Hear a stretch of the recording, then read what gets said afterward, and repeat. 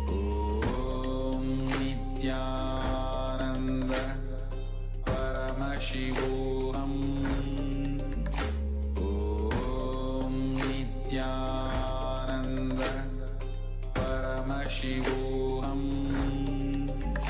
Om Nithyananda Paramashivoham. Om Nithyananda is enlightenment ecosystem, literally enlightenment itself in your own home, wherever you are. Proper customized spiritual service helping you to complete with your life negativity, withdrawal from life, self-hatred, self-denial, self-doubt, so much of tiredness, laziness. We can support you aligning your diet, your attitude, your aptitude, your understanding about life. We can help you with everything.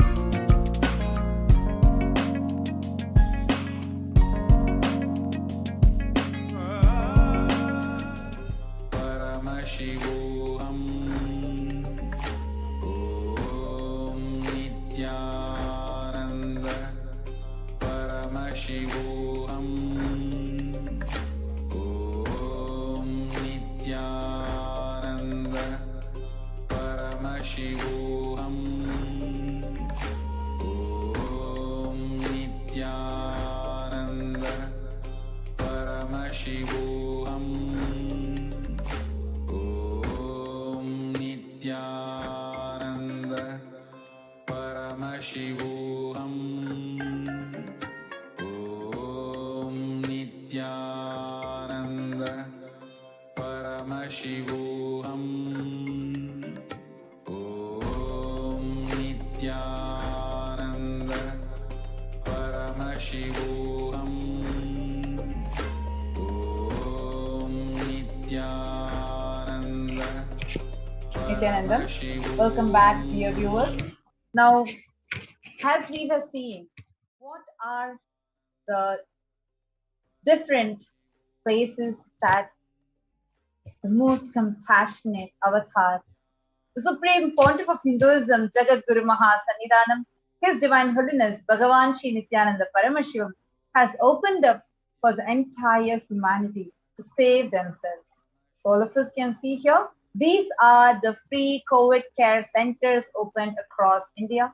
Adi Kailash in Bidadi, Bangalore, Salem Adinam, Tamil Nadu, Tiruvannamalai Adinam, Tamil Nadu, Rajapalayam Adinam in Tamil Nadu, Puduvai Adinam in Puducherry, Pattanam Adinam in Tamil Nadu, Sirigapadi Adinam in Tamil Nadu, Sripuram Adinam in Hyderabad, Madurai Adinam in Tamil Nadu, Avatipalayam, Erode, Tamil Nadu, Hosur Adinam, Tamil Nadu, Baroda Adinam, Gujarat.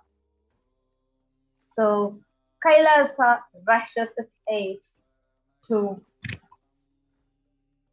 aid India as India finds itself on the verge of COVID-19 third wave. Multiple free COVID care centers opened across India. Various social services offered during the pandemic in Kailasa's de facto spiritual embassies across India. Spiritual services offered during the pandemic in Kailasa's de facto spiritual embassies across India, and cosmic revelations on the global pandemic.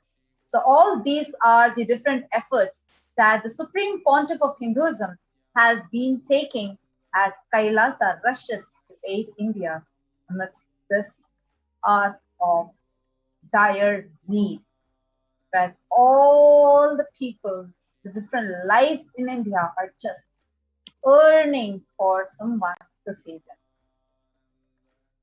The free social services offered during this pandemic in the de facto embassies, de facto spiritual embassies across India include medical care. And you all know medical care that Swamiji is offering absolutely free of cost. Yes, amidst this time where really, literally the entire world is looking for something that is going to save them, where they feel like there's absolutely no other way out for this. People do not know, and especially when the hospital beds are becoming full and people do not have enough oxygen, people are not having access to medical services.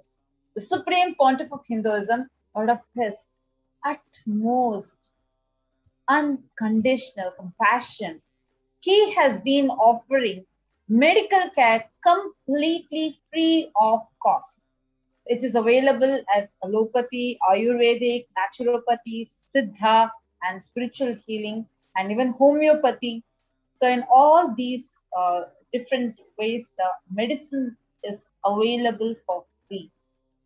And infrastructure to accommodate thousands completely free of cost.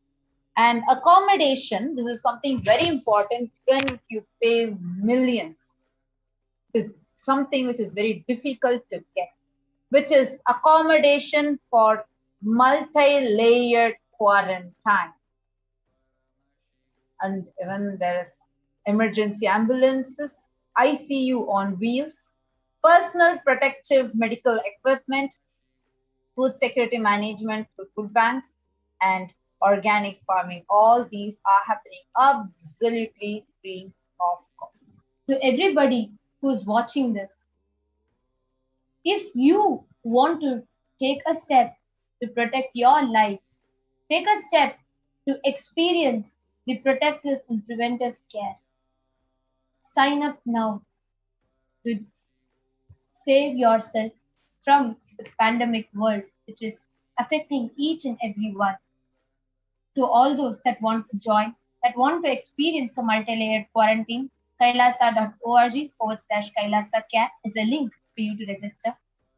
Kailasa is providing, through this multi-layered quarantine, the Supreme Pontiff of Hinduism is extending various different opportunities to people, mainly focusing on giving a healthy, safe, happy ambience to be alive amidst this pandemic. And Kailasa's Department of Education is also providing academic as well as spiritual education for all the kids residing in Adi Kailasa Sarvagya Peetam and virtually for a number of kids through the e-Gurukul program. With more than 1 billion kids not having access to education in the midst of this global pandemic, Kailasa has taken both the spiritual and academic responsibility to enrich and provide these services. Again, you can join us. You can avail all these services completely free of cost. You can just sign up in kailasa.org/Kailasa. We have the spiritual routine, the yoga, Malakamba yoga, and all the spiritual practices offered absolutely free of cost for all the children physically that are coming. And it's actually something amazing because billions of kids right now, especially because of the pandemic, do not have access even to basic education. Actually, we all can see here and in the pictures as well how the kids like Mata Tupriya just sharing, even while the basic education is not being available and it is a problem, here the Raja Vidya Gurukul completely focuses on providing the kid the best of education, the best of spiritual education, focusing on the conscious growth and the blossoming of the child. Here we all can see how the kids perform authentic homas, rituals, and we experience the results of the rituals as an experiential understanding to each and every one of us, learning the Shastras, Vedas, and Agamas, performing these rituals exactly as it is prescribed in the Hindu scriptures. These are the glimpses of the Homa performed by the Balasans brought up in the Raja Vidya Gurukul. Actually, now due to this pandemic, so many people are experiencing, so many kids are experiencing the mental breakdown. That's why if you see the teenage suicide rate has peaked up. And people are going through a very tough time trying to cope up with studies, especially when given that it's online. There is no one to guide them for their values, for what principles they are supposed to stand for. And kids are finding, so children who are the hope for tomorrow are finding it very difficult to cope up with. But the Supreme Pontiff of Hinduism, as not just a solution, but as giving like a breakthrough for this, not just giving the international GCSE syllabus as education for all the kids, but already for all the children, both consciously and giving them the empowerment, physical empowerment, spiritual empowerment, and conscious breakthrough, the super conscious breakthrough for all the children. All of us can see who in the world will get this kind of an ambience where we are able to be groomed as gods, literally in such an incubated space, and using this pralaya itself as a way to experience a super conscious breakthrough. Free Annadhan happening, best organic sattvic diet. And we all can see even the Rajavidya Gurukul that is happening. Even virtually kids are coming and studying. So These are all the children of all the people who are joining us and who are quarantining, who are availing this service of multi-layered quarantine that Supreme Pontiff of Hinduism is offering completely free of charge. So actually, we did see the statistics of how you can become a part of this right now by signing up in this link, kailasa.org/kailasa-care.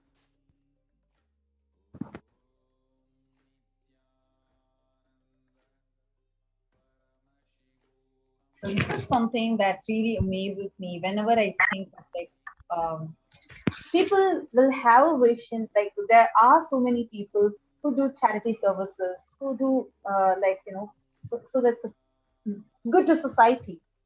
But what Swamiji is doing something much, much more, much beyond what so many NGOs are striving to do, and even beyond their imagination. That's what Swamiji is. Actually, the word charity wouldn't do a justice to what the purpose of this is, because it's not a mere charity or a charitable activity, because Swamiji, as the Supreme Pontiff of Hinduism and as an avatar, has not just taken the spiritual responsibility for the conscious breakthrough of humanity, but in every level, socially, economically, in every level, Swamiji is extending various different steps, initiatives to give, just with the only agenda to keep the humanity alive during this pandemic. Today, there might be many places that there are so many people, there are so many organizations that are working, to take one step to protect people during this pandemic, maybe by distributing masks, maybe by, converting their stay into a hospital to provide beds for people. There are many people, many organizations that are taking such steps. But if there's one place which is purely thriving and flourishing and working tirelessly just with the only agenda to keep you alive, hale and healthy during this pandemic time, it is the Adi Kailasa, the Supreme Pontiff of Hinduism, by opening the door of Kailasa, by providing not just medical equipment, not just that, but one of the most scientific, I should say, it's a clear science. The multi-layer quarantine is a clear science, a very scientific and a safe way to stay alive, to keep yourself alive during the pandemic. Actually, that is why you see the recent news that had come up, where many of the leaders were saying that home quarantine is actually not possible in India due to a range of reasons, and all of us might be aware of the news. So what the Supreme Pontiff of Hinduism is doing is something that is beyond our imagination itself. And seeing a lot of you who are joining us, Ma Bhaktivasya, yes, Nithyanandam, Ma Eva Anderson, Nithyanandam, Maitrik Patelaya, Nithyanandam, Naveen Nays, Nithyanandam, you're saying, I entered E-Kailasa. How to enroll you? Once you have entered the E-Kailasa, we also recommend you to stay tuned. Today we have a very, very powerful satsang live Nithyananda Satsang, that Swamiji himself is going to be coming live, and he is going to be giving us all a very, very, very powerful message. So do not miss today's special Nithyananda Satsang. And we have Ma Indra VK, Nithyanandam, Ma Nitya Dharmadharananda, Nithyanandam. Welcome to all of you. So I'm just reading out the comments from Kailasa's SPH Nithyananda YouTube channel. We request all of you do tune in and get ready as we are nearing to have the darshan, live darshan of the avatar, the Supreme Pontiff of Hinduism, Jagat Guru Mahasannidhanam, His Divine Holiness Bhagavan Nithyananda Parameshwaran. So amidst this global pandemic and going through the way whether you call it as a pralaya or you call it as this is a pandemic, or you're calling this literally people are calling this as the dark phase of their life, however you call it, but are you seeing what is actually happening outside versus what Swamiji is doing to humanity? How do you feel about it? Yes, Tony Lofton, Nithyanandam, Mom, Zmon, Nithyanandam. Yes, I know all of us. I'm seeing Zmon has actually put, can't wait to see Swamiji. Yes, all of us are excitedly waiting. Now, actually, all our live viewers, I request all of you, take a few minutes and share how do you feel right now. Billions of children do not have access to education. People are succumbed to social media and the spread of rumors and anxiety. The social media itself is creating a false anxiety in people. People are not sure about their future. People are very insecure. And putting the kids through this kind of an insecurity, while all they have is access to this social media, this is what they see and this is what they are getting. And the way their life itself is so, the current situation of the children, the suicide rates are increasing. This is what is happening on one side. While on the other hand, Swamiji is giving the best education of the outer world completely free of charge, best education of the inner world completely free of charge, along with the most organic, sattvic, pure food completely free, and of course accommodation, the best multi-layered quarantine accommodation with free medical service, everything for free. How do you feel about these two? When you see these two, what is it that is happening inside you? Do take a few minutes and do share with us. You all can just comment in the YouTube comment section and share with us. How do you feel about this? When you see this difference, what is it that is occurring to you? And even if you want to add, like you have some real life occurrences where you see your own child behaving differently, or you see that she is going through some down at this time, her whole face is literally like going in a down just because of this whole pandemic and or being bullied in school, things like that.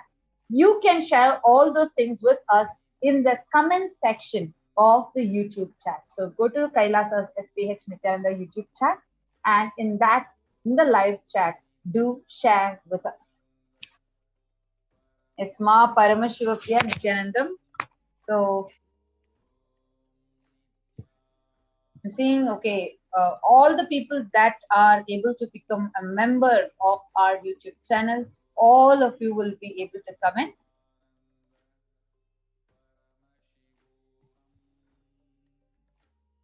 To everybody that are actually watching this right now, this is the time each of us can take a few minutes to look in, analyze amidst this pandemic, this whole situation, and see what is the step that is needed the most. Actually, sometimes when even during the Devi PARASHAKTI Akashic reading, when I see some of the comments, right, it genuinely takes me by surprise, because when the Supreme Pontiff of Hinduism and Devi PARASHAKTI herself have clearly revealed that the only agenda this year should be to keep yourself alive. And there's all these fungus spreading and so many infections, so many deaths that are happening. Still, unfortunately, there are some of us who still look for, maybe there are so many situations that might push us to, still continuing to be looking for travel, looking for starting a business or looking for going somewhere. But what we all fail to wake up to is the reality of the pandemic that is completely creating a whole havoc. It's wreaking a havoc in the whole of humanity, where so many deaths are happening, so many, exactly as the Supreme Pontiff revealed, the dead bodies are floating in Ganga in hundreds in numbers. So it is all not even a far from reality that we are talking about, or some future, the possible future that we are talking about. No, it is a reality that is happening in front of our eyes, that's being brought forth to us. What can we do at this time? The only thing, the most important thing that we can do is to keep ourselves alive. To focus on only being alive, only staying alive first, to be able to take your next breath without having to go through the pandemic. That is what is important. And we also saw how... And for everybody that are watching this, if there's a step that you can take, the most important is to keep yourself alive. So each of you can go ahead and share with us in the comment section, how do you feel about this whole pandemic, the whole quarantine that the Supreme Pontiff of Hinduism has opened up? And Nithyanandam, Rimal, okay, Meenakshi, Muthiya, Rimal Vaskar, Ruchila Pant, Shiva, and Kailasas, Soumya, Devi Schuller, Violet Sunora, Narala Bobby, and Beena Bulai, Anouch K. Lot of you who are joining. Rajesh, Suki, Govindan, welcome to all of you. Nithyanandam, and welcome to all of you. And P. Gill, Nithyanandam, Eva Anderson, Nithyanandam, Zimon is saying, Swamiji said in the past that most important quality to be transmitted to the children is the confidence that they can learn everything online with sincerity, and that the modern education system is already redundant and only infusing anxiety and self-doubt in children. Absolutely. Actually, do you remember we even had this thing called Google Intelligence, where we are trained into researching. Actually, that's thank you, Zimon, for bringing this up. This is actually a very interesting topic, because the way how we learn in Gurukul is like the Google confidence. The Google confidence. It's Google confidence, where how we learn is along with power manifestation and Google confidence, where we are not taught to only by heart things. That's not how we learn. Instead, let's say I take a book and I want to learn more about it. It's a new book that I get. And first, the topic, we just see the heading, and we see that heading and we take few keywords. We just put those keywords and start using the Krishna Shila, use the power of third eye, and see whatever we are able to see through our third eye on the Krishna Shila, whatever Parameshwar is revealing to us, we see in the Krishna Shila through our third eye, and we start writing that. And then we do not still open the book and read. We take these words, we take this concept that whatever we have gotten, and we go and we research on this topic. Actually, I was very surprised the moment we started learning like this. Even simple concepts like what you learn as velocity in physics, it has various dimensions how you can look at it once we started researching online. So we take the first from what Parameshwar is revealing, then what the world is revealing about it. So we take the world's thought currents and we analyze that. Then from that, we write our thesis, how we are understanding about it. So we start writing that. And once we write that, then we open the book and read the book. By the time we finish these steps, when we open the book will feel so redundant. See, what is happening? The book is written maximum by 1 or 2 authors at a time. So it is their logic that they are trying to force inside us. That's the only reason why many kids, they will feel so stressed, even just by reading, even if they're not spending so much time, even just by reading. Only if that concept has to go in. But when you see what the world is talking about, there will be people like expressing their opinions in a different way, and you will learn in different and that how to research. All those are trained. Like they tell you, like you can go to different. They suggest the sites that you can visit and learn, or you can see how to learn based on the debates that are happening in that topic, etc. So by the end of the session, you are already a master of that concept. So when you look at the book, it just feels so redundant. So it's not that you're forcing that logic inside you. Instead, with your intelligence, you're grasping the subject. Actually, this is a very, very, very powerful method, because today, half and more of the kids right now that are going through the education, one big thing that they all face is they feel overwhelmed. They feel like so stressed with the amount of the thought currents in that book, majority of the times which are outdated, which are not really relevant to us. And that is just being forced upon us. But learning through Google Confidence, by the time you go through and chew the other thought currents, the book will seem so small. It will just be one person's thought current being put into you. So that's one of the best ways, one of the profound ways that we get to learn. And yes, actually, there's so much, a ton and more that we can keep discussing. But now, and having actually, like anyone has any other questions or anything, you can interact with us in the YouTube or Facebook chat, and make sure you're taking a few minutes to share this so that nobody misses out on this amazing blessing that all of us have, where we are going to be having the darshan of Avatar starting in just a few more minutes. You can either post the comments either on Facebook, on Kailasa's SPH DGM Nithyananda Parameshwaran Facebook page, or on YouTube, Kailasa's SPH Nithyananda YouTube channel. And welcome Krishna Yadav, Sakalananda, Rajesh, Suki, Govindam, Nithyanandam, to all of you who are joining us live continuously. And a lot of you are watching, and hope what we shared about how we study in Gurukul was interesting for you. So how do you feel about this method? Where first you learn what the world is. I mean, first you actually see the concept. You don't go through the book. You don't do anything. You just see the keywords that are usually highlighted in bold. So you just take that. You go, you see in third eye, you write down what Parameshwar is reading. Then you take that, then you go research online and learn what the world is talking about. Then you take all those concepts in, and then you write your understanding.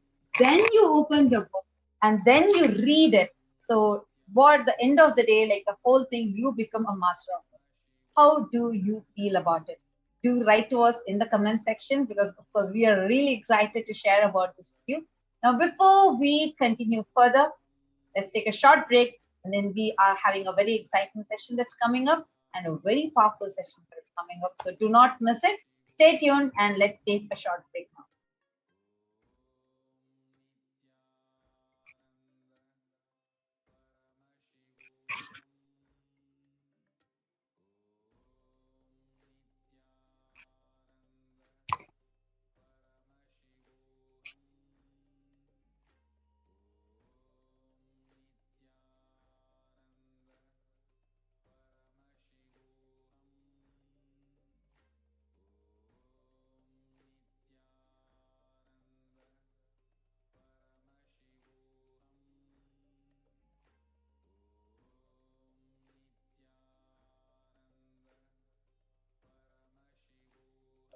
sorry for the technical glitch.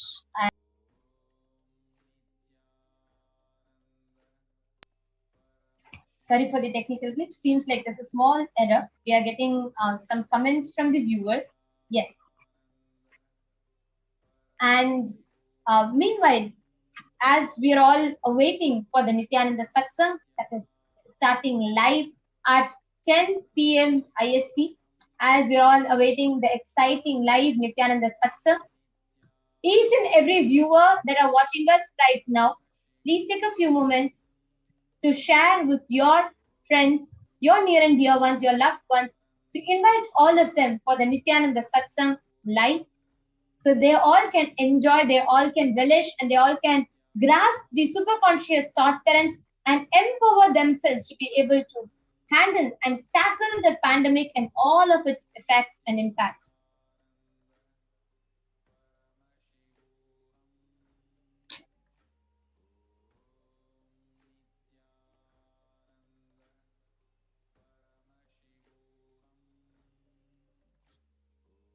So you all can take a few minutes.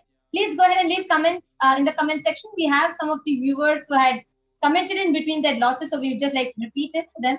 Okay, Ma Prabjot is saying you guys are so full of you. Thank you, Ma. You can write to us about the education system. How was it inspiring you?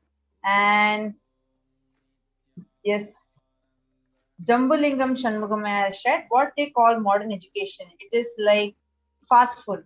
Our ancient civilization, ancient knowledge, civilization, traditional civilization, lifestyle of Gurukul is transformation.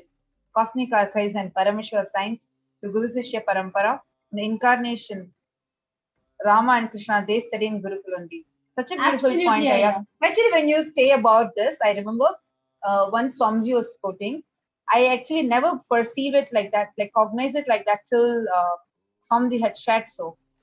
Swamiji was explaining, if you see in Mahabharata, all the Pancha Pandavas and the Kauravas, the 100 Kauravas, all the 105 of them studied in the same Gurukul under Dronacharya only. But each of them excelled in their own dimension. Bhima and Duryodhana excelled in mace, whereas Arjuna excelled in bow and arrow, whereas Yudhishthira excelled in spear. Each of them excelled in different dimensions, even though all of them studied in the Gurukul only. Now, and that time it was Dronacharya. Now we have an avatar himself who has come down. So it will not just be like a breakthrough in the level of skills, but what Swamiji is making us do is having a super conscious breakthrough. So literally as new species, Swamiji is evolving each of the palasas. Giving this absolutely free of cost to humanity is something just unfathomable. Meena B has also joined. Yes, Nithyanandam. Welcome to all those who are joining us continuously.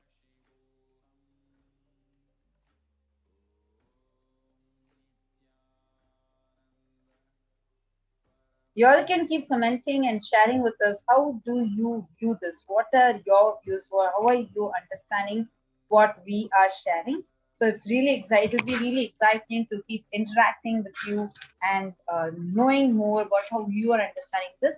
Even on Twitter, you can interact with us using the hashtag Nithyananda. Make sure you are sharing this YouTube link and all your friends and families and even the people whom you don't know, because you never know, especially the earthquakes that are happening, the hurricanes that are happening, or so many tough things that people are going through. And people are going through really hard times right now. So many lives are in dire need of song. So do not miss out, even if you think it's just one click, what is going to happen? No, you never know. Just like how you stumbled upon some video of Swamiji and today you are here benefiting from him, receiving his blessings, and just having your entire life transformed. So many people are there like that who are waiting for this. So your one click, you might be just doing one click and sharing with the people, but their lives are going to be transformed in an unimaginable way. So do not hesitate. Go ahead and share. You can also post in the comments which country you are coming from. So we'll also be able to see who all we have and which country you are coming from.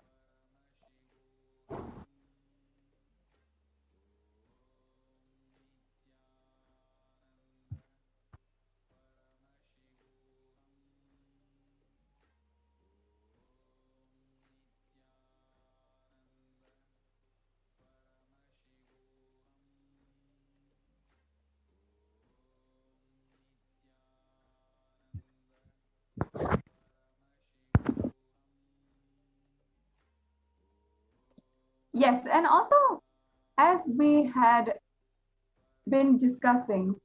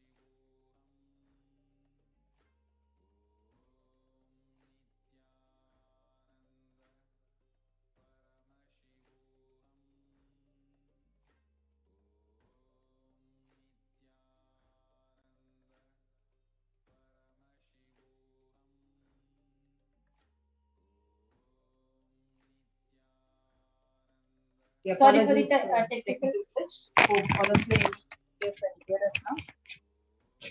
Yes. I'm seeing a lot more comments that are flooding in.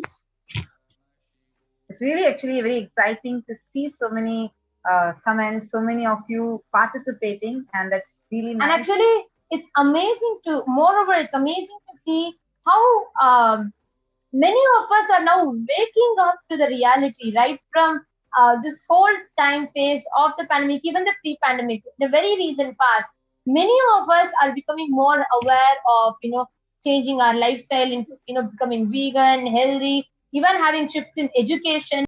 Many of us, like Swamiji had told in one of the satsangs, that world will be consumed so much by tiredness and boredom that will push people to wake up, to look for something different. And that time is where people will turn to look in, to look for a conscious breakthrough. And I feel that is what is happening. Okay, so we have a lot more people commenting. Zimon is saying there she's from Germany. That's wonderful. Great to have you, Nithyanandam. Welcome. And Prabjot Gill is sharing. I actually didn't know how to read until I got to high school. Not much focus was given. Even in high school, when they finally learned that I was having troubles and they had to assess me, didn't do much except for put some kind of books in front of me. But overall experience could have been better. There was a lot of mental struggles and other events were happening in my life. But now I met Swamiji. I hope if I ever have to study again or do anything in a school, let it be for Swamiji. So beautiful, Ma. She should sing, let it be in Swamiji's Gurukul, because nowhere else in the world you'll get something like that. Actually, Swamiji told him, if I have to come down again, I will be born as a Balasant in Nithyananda Gurukul. because Gurukul is providing a golden childhood to the children, because right now anywhere you are put into a mold, and it is like, an elephant, a giraffe, an ant, a fish, a monkey, all of them are given the same exam of climbing a tree. And just because a monkey only can do it, an elephant being labeled as a failure doesn't make sense, because its strength is not being discovered. Nithyananda Gurukul is where each individual becomes a peerless specialist in his excelling and pioneering in his abilities, capabilities to discover the multifarious possibilities that exist in us. And the best part is, all of us are given exposure to every dimension. We are taught to dress up the deities, alankar, rituals, yoga, puja, website building, some excelling in the, even in the software in terms of, learning social media, or how we learn research and study science, and how we can travel if we love that, and how be it conducting courses, developing courses, organizing programs, managing events. There is so many things like these. And how each of us are given exposure to all of these. We are taught about how to build temples, how to learn agamas, how to study Sanskrit, how to conduct courses. Each of us are given exposure into these. So what then happens is, all of us learn and we blossom in each and every dimension. Most importantly, what is prioritized is our conscious growth. What is prioritized is our conscious understanding, the superconscious breakthrough. Actually, Here we all have can a see. meme that I just pulled out. All of us can see. This is the meme where whenever I remember modern education, this is the meme I would remember, because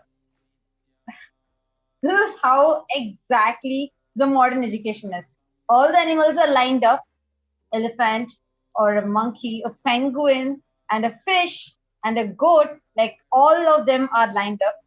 And the examiner says, for a fair selection, everybody has to take the same exam. Please climb the tree.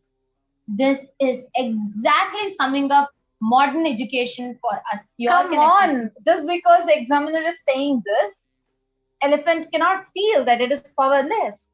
But that is what is happening today. All the children feel powerless about themselves. Why? Because the same thing, there's only one standard. That's just one.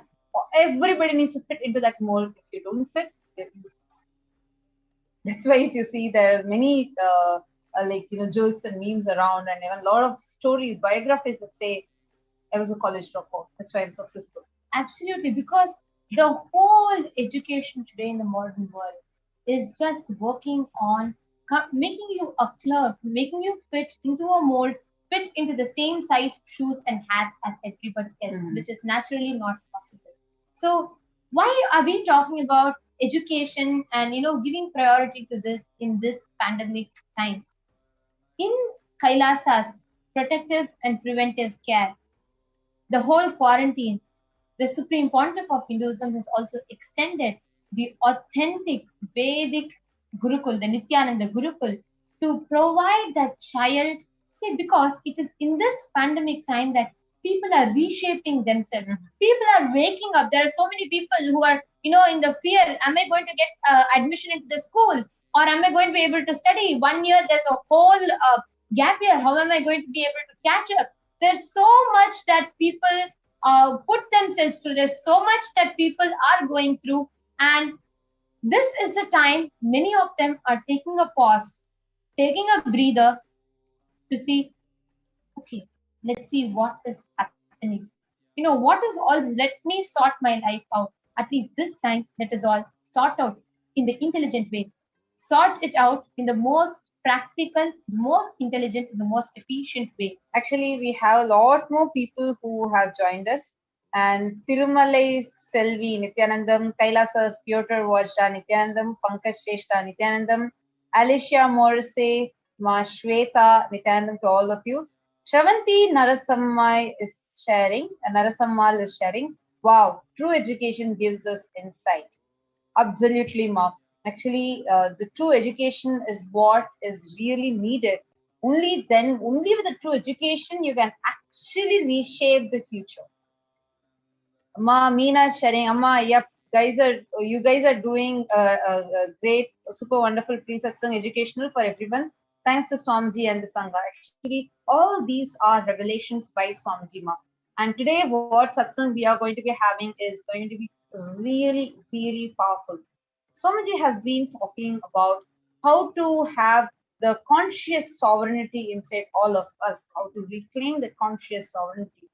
But unfortunately, the education system outside is only training the children to lose their conscious sovereignty and to be fitting them into a particular mold as per how the society expects. And unfortunately, that's just one mold, and everybody are forced to fit into that. If they don't fit into that, they're outcast. They don't belong to it. They are kept away, they're discriminated, or they are put down. So that is what is actually happening in today's world.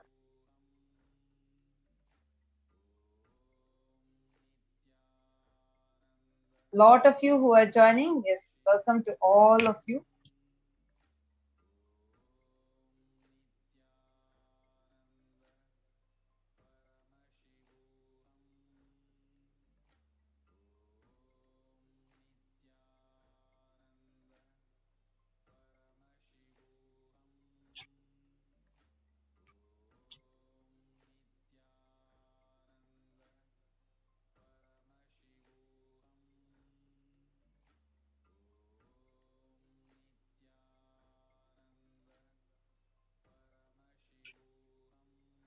Yes, we are having many of you commenting. We are just looking at the comments that are flooding in. Now, what is a step that we can take to each and every one of you that are watching this?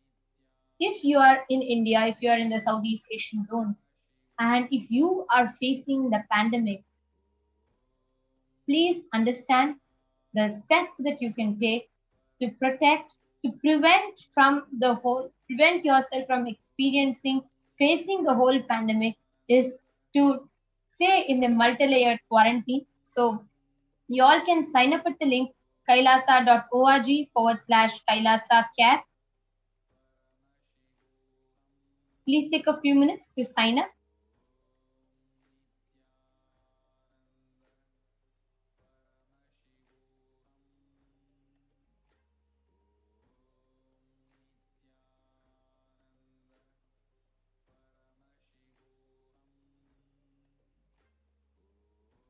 You all can take a few minutes to sign up at kailasa.org/kailasa care.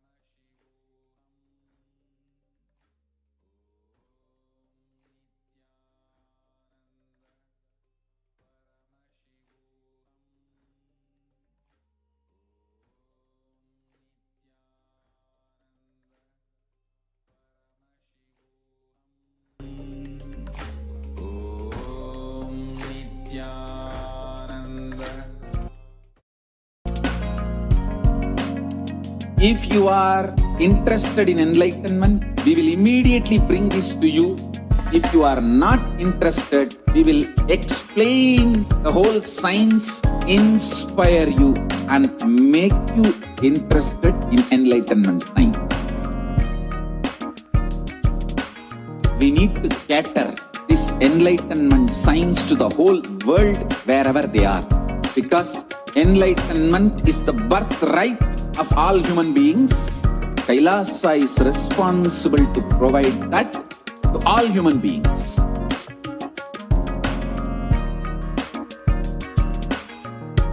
Kailasa is the totality of the knowledge I received from my gurus and practice manifested in my life, perfected by teaching millions of people from all cultures, time zones, backgrounds, genders, nationality, race, from every creed.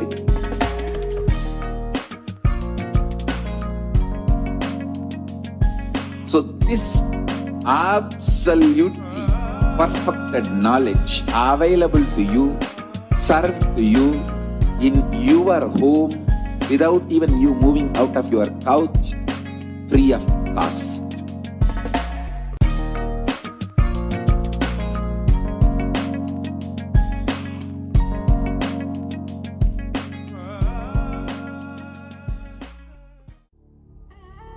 What I mean by the word e-Kailasa, listen intensely. Enlightenment ecosystem, literally enlightenment itself, in your own home, wherever you are. If you cannot come to Kailasa, it's okay. Kailasa can come to you. Kailasa coming to you is e-Kailasa.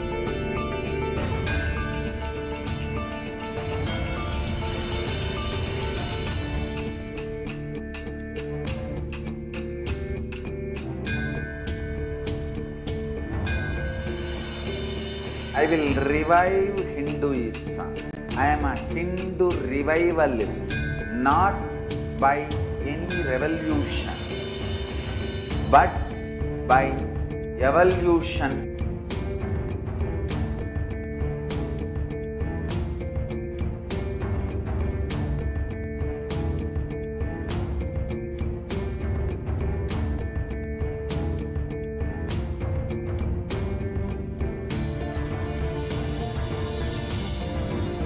And setting model communities.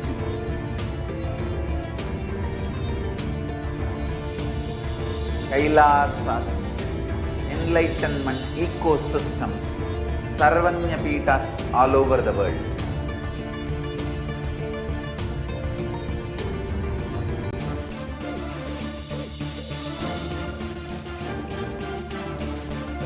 All powerful cognition, knowledge, only when you live, power manifestation and possibilities manifestation happens. This is a fundamental truth.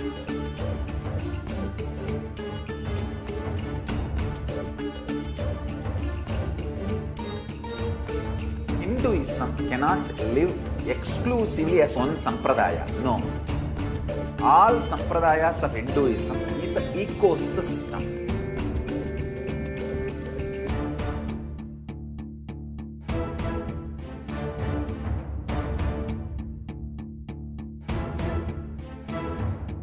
So don't keep quiet thinking that if one sampradaya is attacked, only that sampradaya is going to be affected. All of us are ecosystems.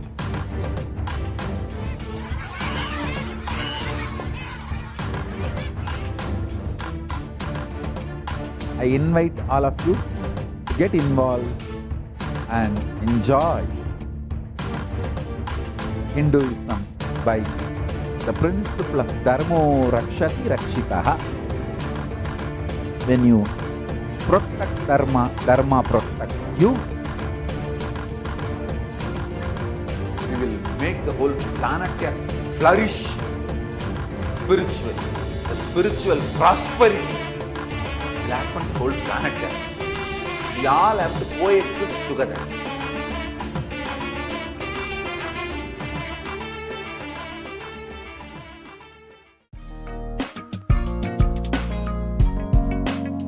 We get you health.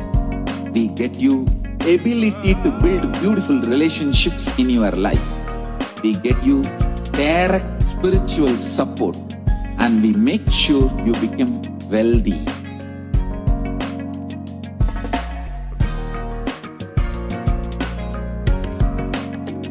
We won't stop giving you just good life. We will literally not stop till you live enlightened life. Manifesting the state of Paramashiva, space of Paramashiva, powers of Paramashiva, being of Paramashiva.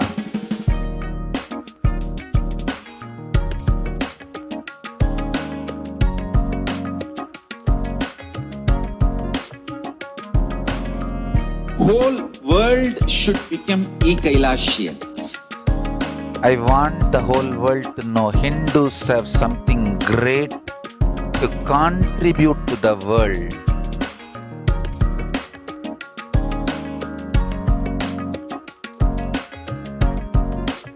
We have something great to contribute to the world. Let us do that.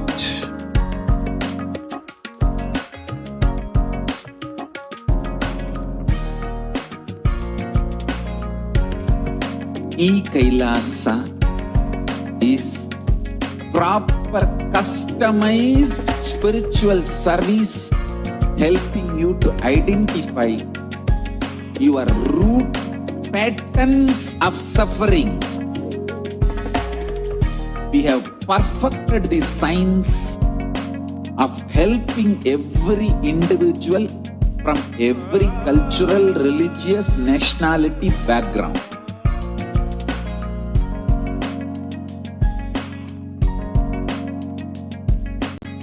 You will have lowest reactionary assumptions, highest awakened response, alive response for life continuously.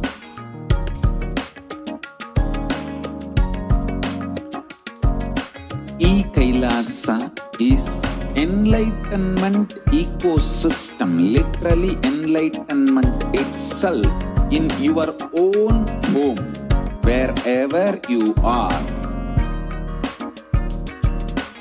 Proper customized spiritual service helping you to complete with your life negativity. Withdrawal from life, self-hatred, self-denial, self-doubt, so much of tiredness, laziness. We can support you aligning your diet, your attitude, your aptitude, your understanding about life. We can help you with everything.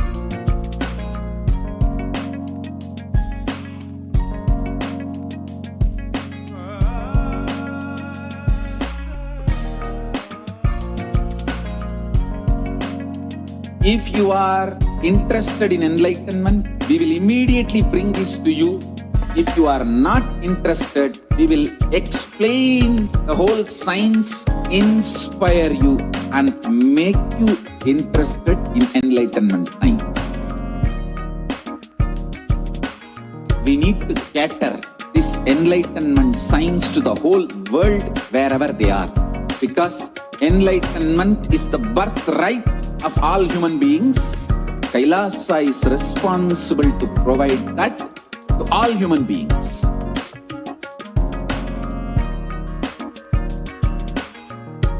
Kailasa is the totality of the knowledge I received from my gurus and practice manifested in my life, perfected by teaching millions of people from all cultures, time zones, backgrounds, genders, nationality, race, from every creed.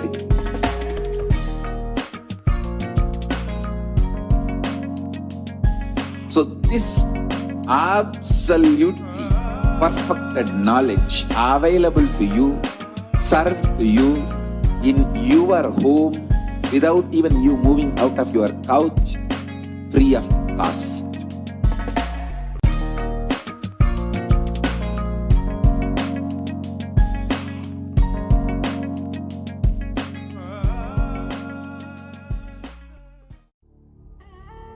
What I mean by the word e-Kailasa, listen intensely. Enlightenment ecosystem, literally enlightenment itself in your own home, wherever you are. If you cannot come to Kailasa, it's okay. Kailasa can come to you. Kailasa coming to you is e-Kailasa.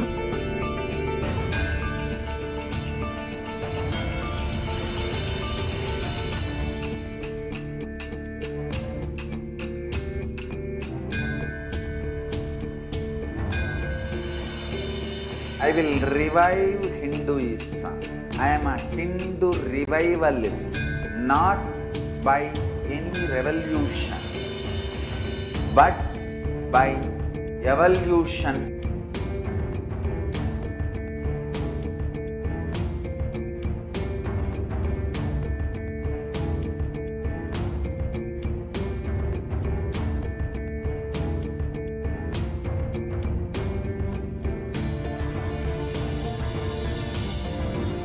And setting model communities.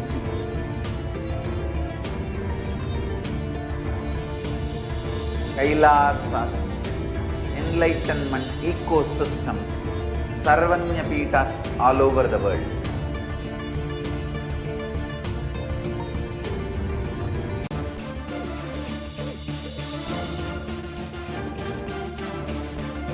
All powerful cognition, knowledge, only when you live, power manifestation and possibilities manifestation happens. It's a fundamental truth.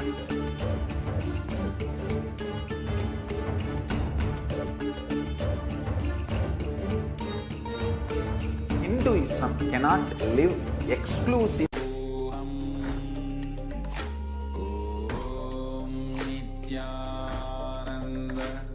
Nithyananda, welcome back to all of the viewers. I am 100% sure that each and every one of you are eagerly awaiting the darshan of the Supreme Pontiff of Hinduism and awaiting the divine discourse and the audience of the Supreme Pontiff of Hinduism, as we will be imbibing the powerful cognitions as he continues to expand on what was revealed just day before yesterday on conscious sovereignty.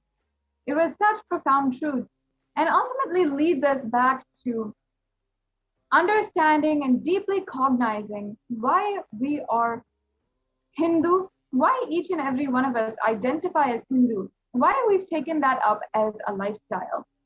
And when we fundamentally address this, when we address the conscious sovereignty, we are able to express deeper and deeper truths. And when we're doing the Vakyartha Sadas, and how we have been literally the conscious sovereignty is stolen from us as a Supreme Pontiff of Hinduism declared, and he had revealed just the day before yesterday on these extremely profound truths.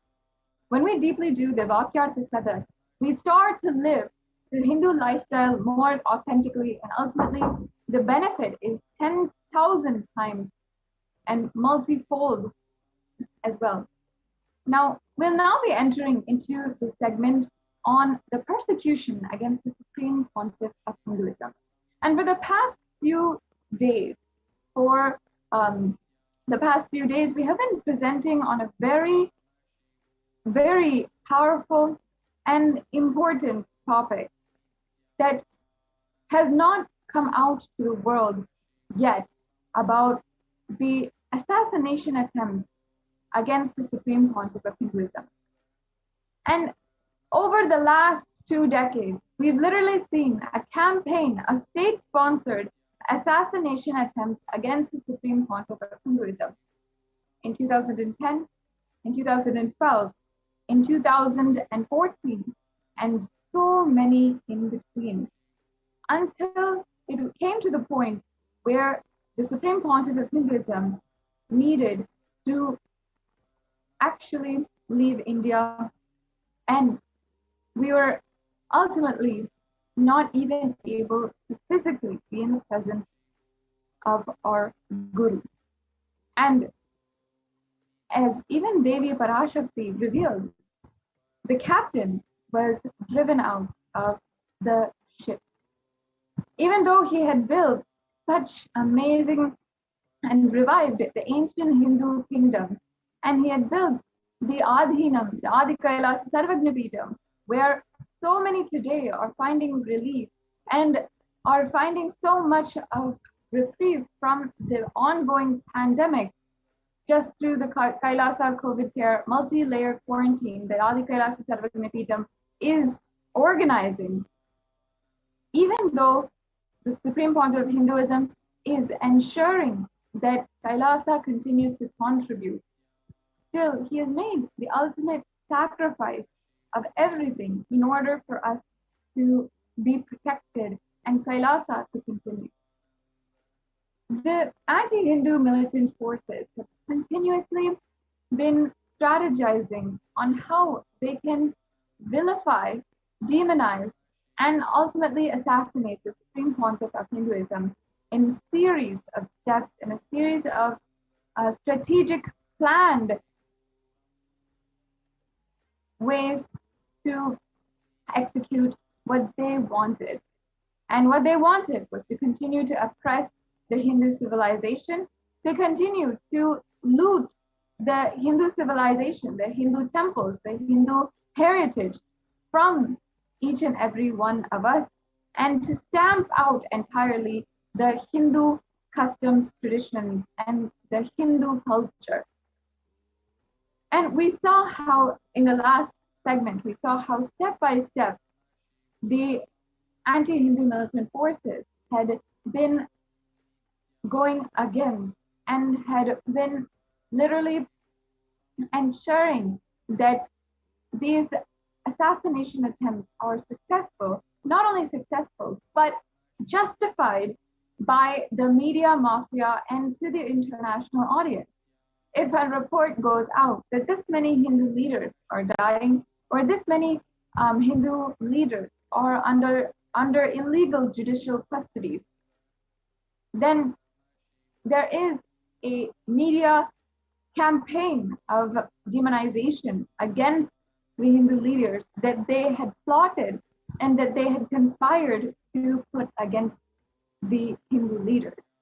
And in so many ways, this has stopped the Hindu community, the Hindu diaspora globally from having the justice of at least being able to tell our story to the world, being able to seek help in other resources, at least in the international audience. But due to the series of media demonizational campaigns against Hindu leaders and against the Hindus, and so many different systemized attacks against Hinduism, until now, we have not been able to have even one voice about the Hindu Holocaust in the world. There's not even one textbook, there's not even a narrative out there that speaks about the Hindu Holocaust and what ultimately the Supreme Pontiff of Hinduism is going through to revive Kailasa. But due to his hard work and him, the Supreme Pontiff of Hinduism, going to all extents to ensure that the Hindu Holocaust is told to the world, and his hard work, sincere efforts to go and revive Kailasa, bring legitimacy to Kailasa and its mission is finally the United Nations has recognized the persecution against Hindus and women of Kailasa, in each and every one of us, finally had some sort of reprieve for the violence that is ongoing against us. And we've seen how arrest against of the Supreme Pontiff of Hinduism, the illegal arrest against the Supreme Pontiff of Hinduism, has been a systemized attack, meaning that anti-Hindu militant terrorist forces had planned and conspired prior to the attack in order to execute their ultimate goal. Now, the steps are very clear. One is media demonization, meaning the demonization of the Hindu leaders and the Hindu people, the Hindu sannyasis, the Hindu sampradayas, and all the members of the Hindu sampradayas, and vilifying them in the media. We saw this in so many different examples over the last segments in this series about the persecution against the Supreme Pontiff of Hinduism, about how the media had literally criminalized and demonized the Supreme Pontiff of Hinduism with absolutely false lies, fabricated lies against the Supreme Pontiff of Hinduism, and making such obscene false statements, and literally throwing out to the garbage cans any amount of ethical journalism. And in the way that they did this, literally spreading so many lies, making up and planting the evidence that they were then broadcasting in the media as legitimate, and using the entire situation, twisting the entire situation and manipulating, even such that the victims of the entire attack were arrested and illegally arrested, were confined and unable to even seek justice. And in this way, when the media had demonized Hindu leaders, after that, the next step that the anti-Hindu militant forces do is to execute mob violence with authorities in being complacent to this mob violence. One example that I can say is the Palghar incident that happened last year that devastated Hindus across the world, and how the police were entirely complacent to the murders of 2 Hindu sadhus by a mob. The third step that the anti-Hindu militant forces do is ensure that there's no legal recourse.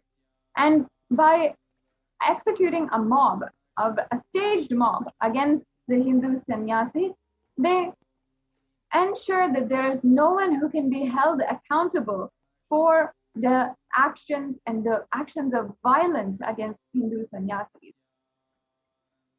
Finally, again, what the anti-Hindu militant forces do is use the strategy of media demonization after the incidents of mob violence against them, and after even the mob has lynched the Hindu sannyasis, to pose as if, to manipulate the entire story as if out of hatred, public hatred, they had killed and brutally assaulted a thief or a person who is less than even human being. They do this process of dehumanization in the media, literally demonizing, vilifying good people, the victims of the entire story, in order to further justify subsequent attacks and assassination attempts against Hindus and Hindu leaders. We've seen this in so many different cases. And against the Supreme Pontiff of Hinduism specifically, again and again, the same strategy being used. And unfortunately, what was most devastating for especially all of us Kailashians across the world is how we have seen how the Supreme Pontiff of Hinduism was treated, abused in the hands of the mob and in the hands of so many violent people who were staged to be put there and to execute violence against the Supreme Pontiff of Hinduism.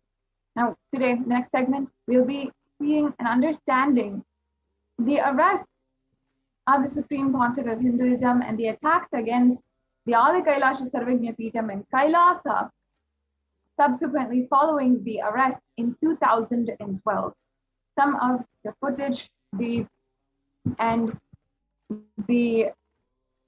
pictures and evidence that we have of the vile and dehumanizing treatment Supreme Pontiff of Hinduism and all the men, women, and children of Kailasa is extremely brutal, terrifying, and horrifying. And today, we also have Mahamari Bhaktikananda Swami, who will be helping us understand what exactly happened in the attacks in 2012 and how the anti-Hindu militant terrorist forces had used these 4 stages: media demonization, mob violence with authority-clicity and no legal recourse, and then the 4th stage, media demonization again, how this strategy is used against the Supreme Pontiff of Hinduism and ultimately Hinduism in its entirety. The Supreme Pontiff of Hinduism is the sole Hindu leader who has fought and brought to the international audience out of his intense, pure, hard work, the persecution against Hindus worldwide, and giving us platform, at least, to voice out what has been happening against Hindus. And today we will be seeing and understanding what happened exactly in 2012 against the Supreme Pontiff of Hinduism and the men, women, and children of Kailasa in a series of absolutely unprecedented and violent attacks and methods of oppression against all Kailashians and the Supreme Pontiff of Hinduism. We'll be continuing on with this segment. I hope that you stay tuned and take a few minutes to share the link in the scroll below, as we are eagerly awaiting the presence of the Supreme Pontiff of Hinduism himself.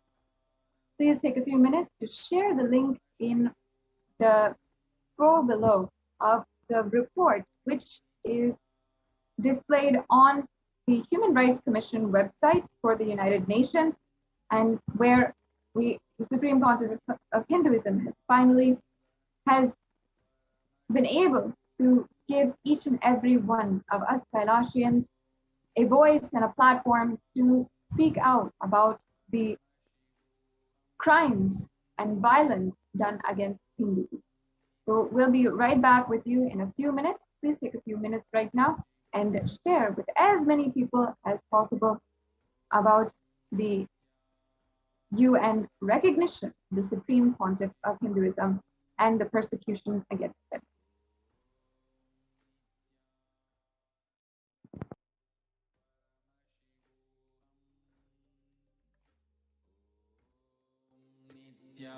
Nithyananda Paramashivoham Om Nithyananda Paramashivoham Om Nithyananda Paramashivoham Om Nithyananda Paramashivoham Om Nithyananda Paramashivoham Paramashivoham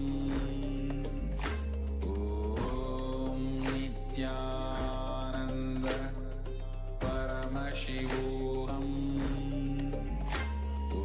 Om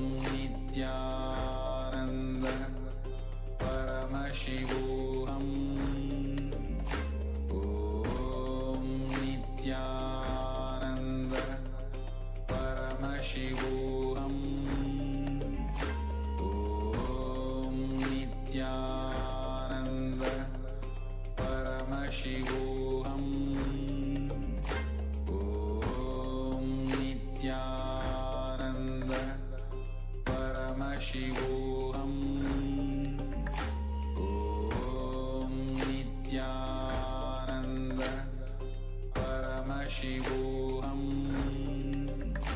ॐ नित्यानन्द परमशिवोऽहम् ॐ नित्यानन्द परमशिवोऽहम्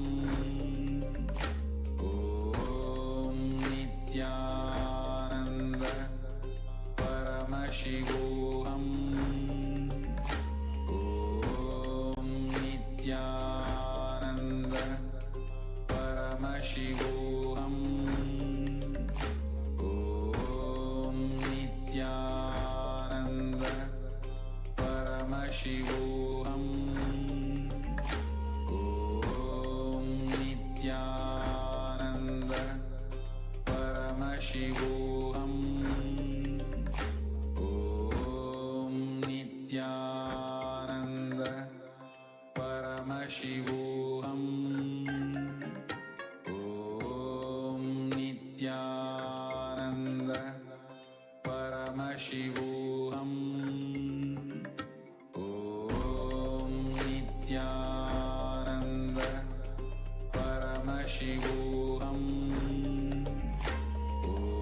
ॐ नित्यानन्द परमशिवोऽहम् ॐ नित्यानन्द परमशिवोऽहम् ॐ नित्यानन्द परमशिवोऽहम् ॐ नित्यानन्द परमशिवोऽहम् ॐ नित्यानन्द परमशिवोऽहम् ॐ नित्यानन्द परमशिवोऽहम् ॐ नित्यानन्द परमशिवोऽहम्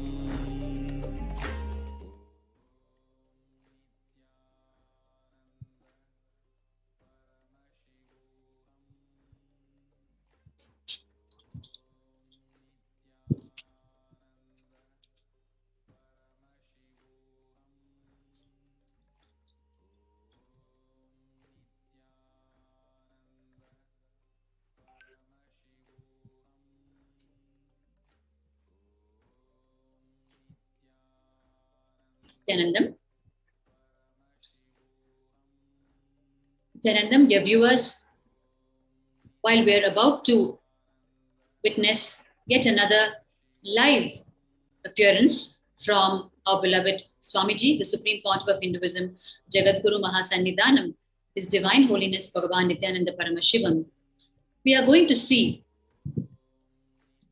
once again an unfortunate series of attacks that happened in the year 2012, about which many of you may be aware and many of you may be hearing for the first time. It is very important to again and again bring to the awareness of the innocent public the history of persecution against Hinduism, Hindu gurus, Hindu incarnations, Hindu sannyasis, and anyone who's putting the effort to revive the greater science of Hinduism, the science of living enlightenment, which is there from time immemorial to enlighten every being on this planet and elevate every being to the next level of existence, to the next level of consciousness. So therefore, Hinduism is not a religion, but Hinduism is the science of living enlightenment. And when human beings become empowered by this science, they start living very powerfully above and beyond the normal mundane clutches of the existing socio-economic political forces, which therefore becomes intolerable and a danger to the vested interests powers that desire to keep the people under control for their own vested interests and agenda. So therefore, the attack on the Supreme Pontiff of Hinduism is huge, unprecedented, and for the very reasons I just stated. For decades, the persecution has been going on. And what we're going to see today is the attack that happened in the year 2012. Like I said, many of you may be aware of it, but the more and more we listen to it and the deeper we dwell upon it, the possibility of the awakening happening in each, not just Hindu, each individual seeking to achieve the purpose of his or her life will happen. The awakening is very important to meet the purpose of each of our life, which is enlightenment. And unless we understand how these attacks are engineered, how these attacks are strategized, how the lies are spread about incarnations and Hindu saints who are trying to revive this greater science of Hinduism after hundreds of years, unless we understand this deeper and deeper, because it is so finely layered with multiple levels of strategy, cunningness, lies, and told in a way that we would not even in our wildest dreams imagine that it is a lie. So unless we understand it to its very depth, we will not awaken to the deep conspiracy behind this, which is actually against each one of us, each one of you. It is why repeatedly these attacks are being brought to your attention in its detail, so that we will wake up and be rid of the brainwashing that has happened over the years. From one side, the media mafia, and the other side, the vested interest forces. It is each one of you out there who's being robbed of your birthright, which is living enlightened, which is the greater science of Hinduism. That is why it is important for each one of you, beyond religion, gender, race, culture, nationality, to wake up and take note of what has been happening and what is going on, especially in the context of the Supreme Pontiff of Hinduism, who is, as you all know, the single voice of Hinduism today that is fighting to reinstate and revive this greater science, and that has withstood decades of persecution. Just by understanding the persecution against him, you will wake up to your own life and achieve not just your outer world materialistic dreams, but you will achieve what you're not even aware of, which is the very purpose of you taking birth as human beings, the purpose which is living enlightenment, which is experiencing oneness with the cosmos, which is living as a power manifester, as Paramashiva himself. Today, we are all facing so many struggles in our life, which we don't need to face. The single solution to all our individual problems and the global problems is because of loss of this science of living enlightenment. And these incarnations, Paramashiva comes down as the incarnation again and again and again. And all the incarnations who have come, their only agenda is to reinstate the science and give you back your birthright, which is living enlightenment. Today, we're going to see the multi-pronged series of attacks that happened in the year 2012. As you all know, in the year 2010, the attack was direct on the physical body, the life of Swamiji, Bhagwan, Supreme Pontiff of Hinduism. And he escaped very narrowly. And every year after that, the attack was only stepped up. The attack was stepped up, and it came to a point where in the year 2018, he had to take the decision that if he has to complete the avataric mission for which he landed on the planet, then protecting mortal frame, his own body, becomes the foremost issue. And therefore, as the attack started stepping up progressively, in the year 2018, he was forced to take the decision to withdraw from humanity and stay away and continue the service. That is the greatness of the incarnations and saints, because they don't know the zone of violence, pushbacks, and revenge or vengeance. They only know to fulfill the purpose for which they came, the goodness for which they came. And therefore, they bear the brunt of the mass ignorance, the mass violence, the mass vengeance, and the mass attack on their own body, and yet they continue to serve. If we just dwell upon their life, whether it is their life in terms of their contribution against the persecution, or it is their life on the face of the persecution, if we just dwell upon it, we will understand the genuineness, the sincerity, the undoubted intention, genuine intention of them, which is to enlighten humanity and nothing else but that. We are so used to normal human beings who operate out of normal vengeance and revenge. Therefore, we know not that such beings can exist, who can take so much of enmity from us and still intend to give back only the goodness for which happened on the planet Earth. It is not known to us, and therefore we do not believe it. Therefore we vilify it. Therefore we spread lies about it. Today we're going to see the series of the attacks in the year 2012. So this started around the 7th of June, to be precise. I'm saying around because the direct live attack on Swamiji happened on 7th of June, and the build-up towards it was in terms of a series of interviews given, or rather planned, strategized, and given by the false rape accuser, an NRI woman by name Rati Rao. She, along with the Suvarna television and a group of conspirators, planned and executed a series of false interviews in the Suvarna television, which is the mainstream national channel. And in the series of interviews, once again, through the media mafia, the group spread the lies to the innocent public, which is you, who unknowingly consume it, because your only source of information, unfortunately, is the media mafia.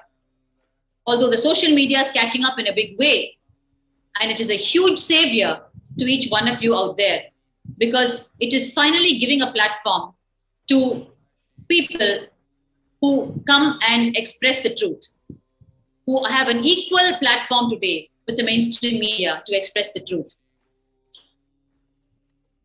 So therefore, while this series of interviews was being aired by the false rape accuser in collaboration with Suvarna television, she was actually under force to do it to protect her false case against Swamiji, because it was a huge, rude surprise to her that while she had charged Swamiji, our beloved Bhagavan, on one side, of raping her 40, 50, 60 to 100 times, on the other side, she did not know that through the very judicial system, her own medical records were finally procured from the Michigan hospitals, and it revealed that she was a carrier of 4 STDs, sexually transmitted diseases. And her own medical records reveal that there is no way that she can have even one sexual relationship with a person and not spread the disease to the person. And here she has claimed 40, 50, 60, 100 instances of rape, and Swamiji's medical records are a clean till date. He has never been, never is a carrier of any such disease. And therefore, this was a clinching evidence that we had got, which was very important to be conveyed to the people, because just on the basis of this clinching evidence, the false rape charges against Swamiji could be dropped. And therefore, the press conference was called. You are seeing now in front of you the press conference that was convened to convey to each one of you out there actually about the clinching evidence that was got. But what happened when the press conference was convened was a huge, rude surprise to us. This individual you're seeing here is Ajit Hanuma Kanavar, who is one of the so-called reporters of Suvarna television. And he landed up with his henchmen on this press conference, carrying a cover with him, which we later discovered was an anthrax bomb package designed to destroy the life of Swamiji, the Supreme Pontiff of Hinduism. And very innocently, we were continuing with the press conference, not knowing that this huge mafia group was seated inside the hall, and that too in the front rows, ready to execute their plan of assassination just a few minutes after the press conference started. So the scene that is actually meeting your eye is Ajit Hanumakkanavar, who stepped up a few minutes after the conference started and started advancing towards Swamiji with the package in his hand. And started accusing Swamiji falsely that he was evading a certain foreign summon and that he was there to deliver the summon, a reporter delivering a court summon, mind you. No end to the extent of the multi-pronged attack, the way it started. Therefore, when we suddenly woke up to what was going on, we rushed to him and stopped him from advancing towards Swamiji with the package in his hands. And we were requesting him to move out of the hall.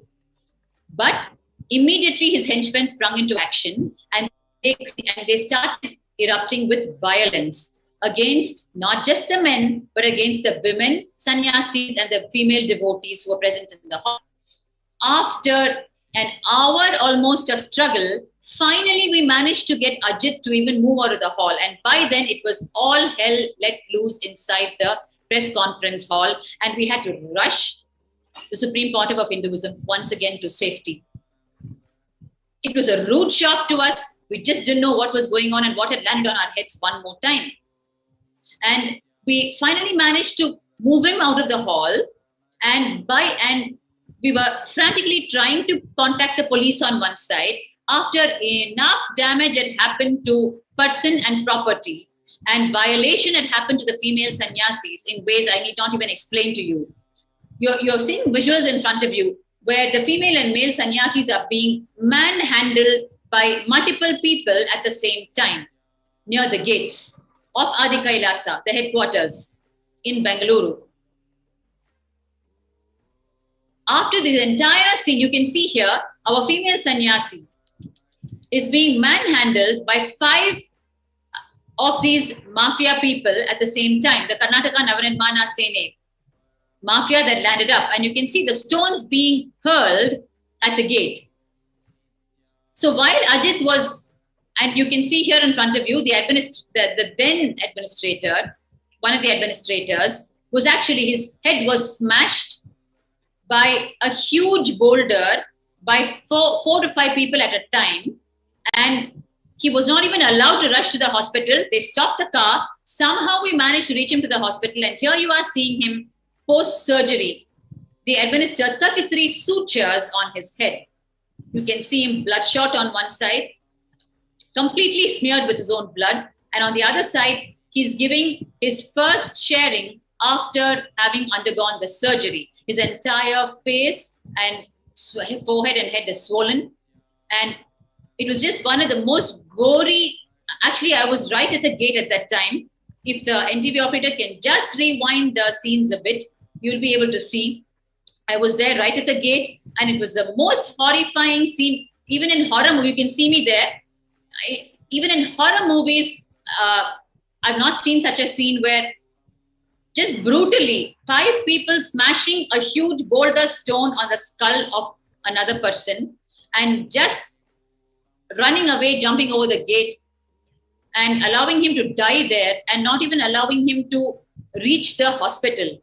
Actually, at least after they smashed his skull, I mean, one would imagine that they would just back off. But they actually went ahead further and didn't even allow us to take him to the hospital. These are the kind of attacks faced by the Supreme Pontiff of Hinduism. You can see me there in the background. These are the kind of attacks faced by the Supreme Pontiff of Hinduism. Time and again, he and the sannyasis and the devotees who are standing to revive and re-establish this greater science of Hinduism. You can see here the bruises the wounds, the life attacks sustained by the devotees and sannyasis. And while this happened on the 7th of June, from the morning until the evening, and it was actually live telecasted. They came with the live telecast van.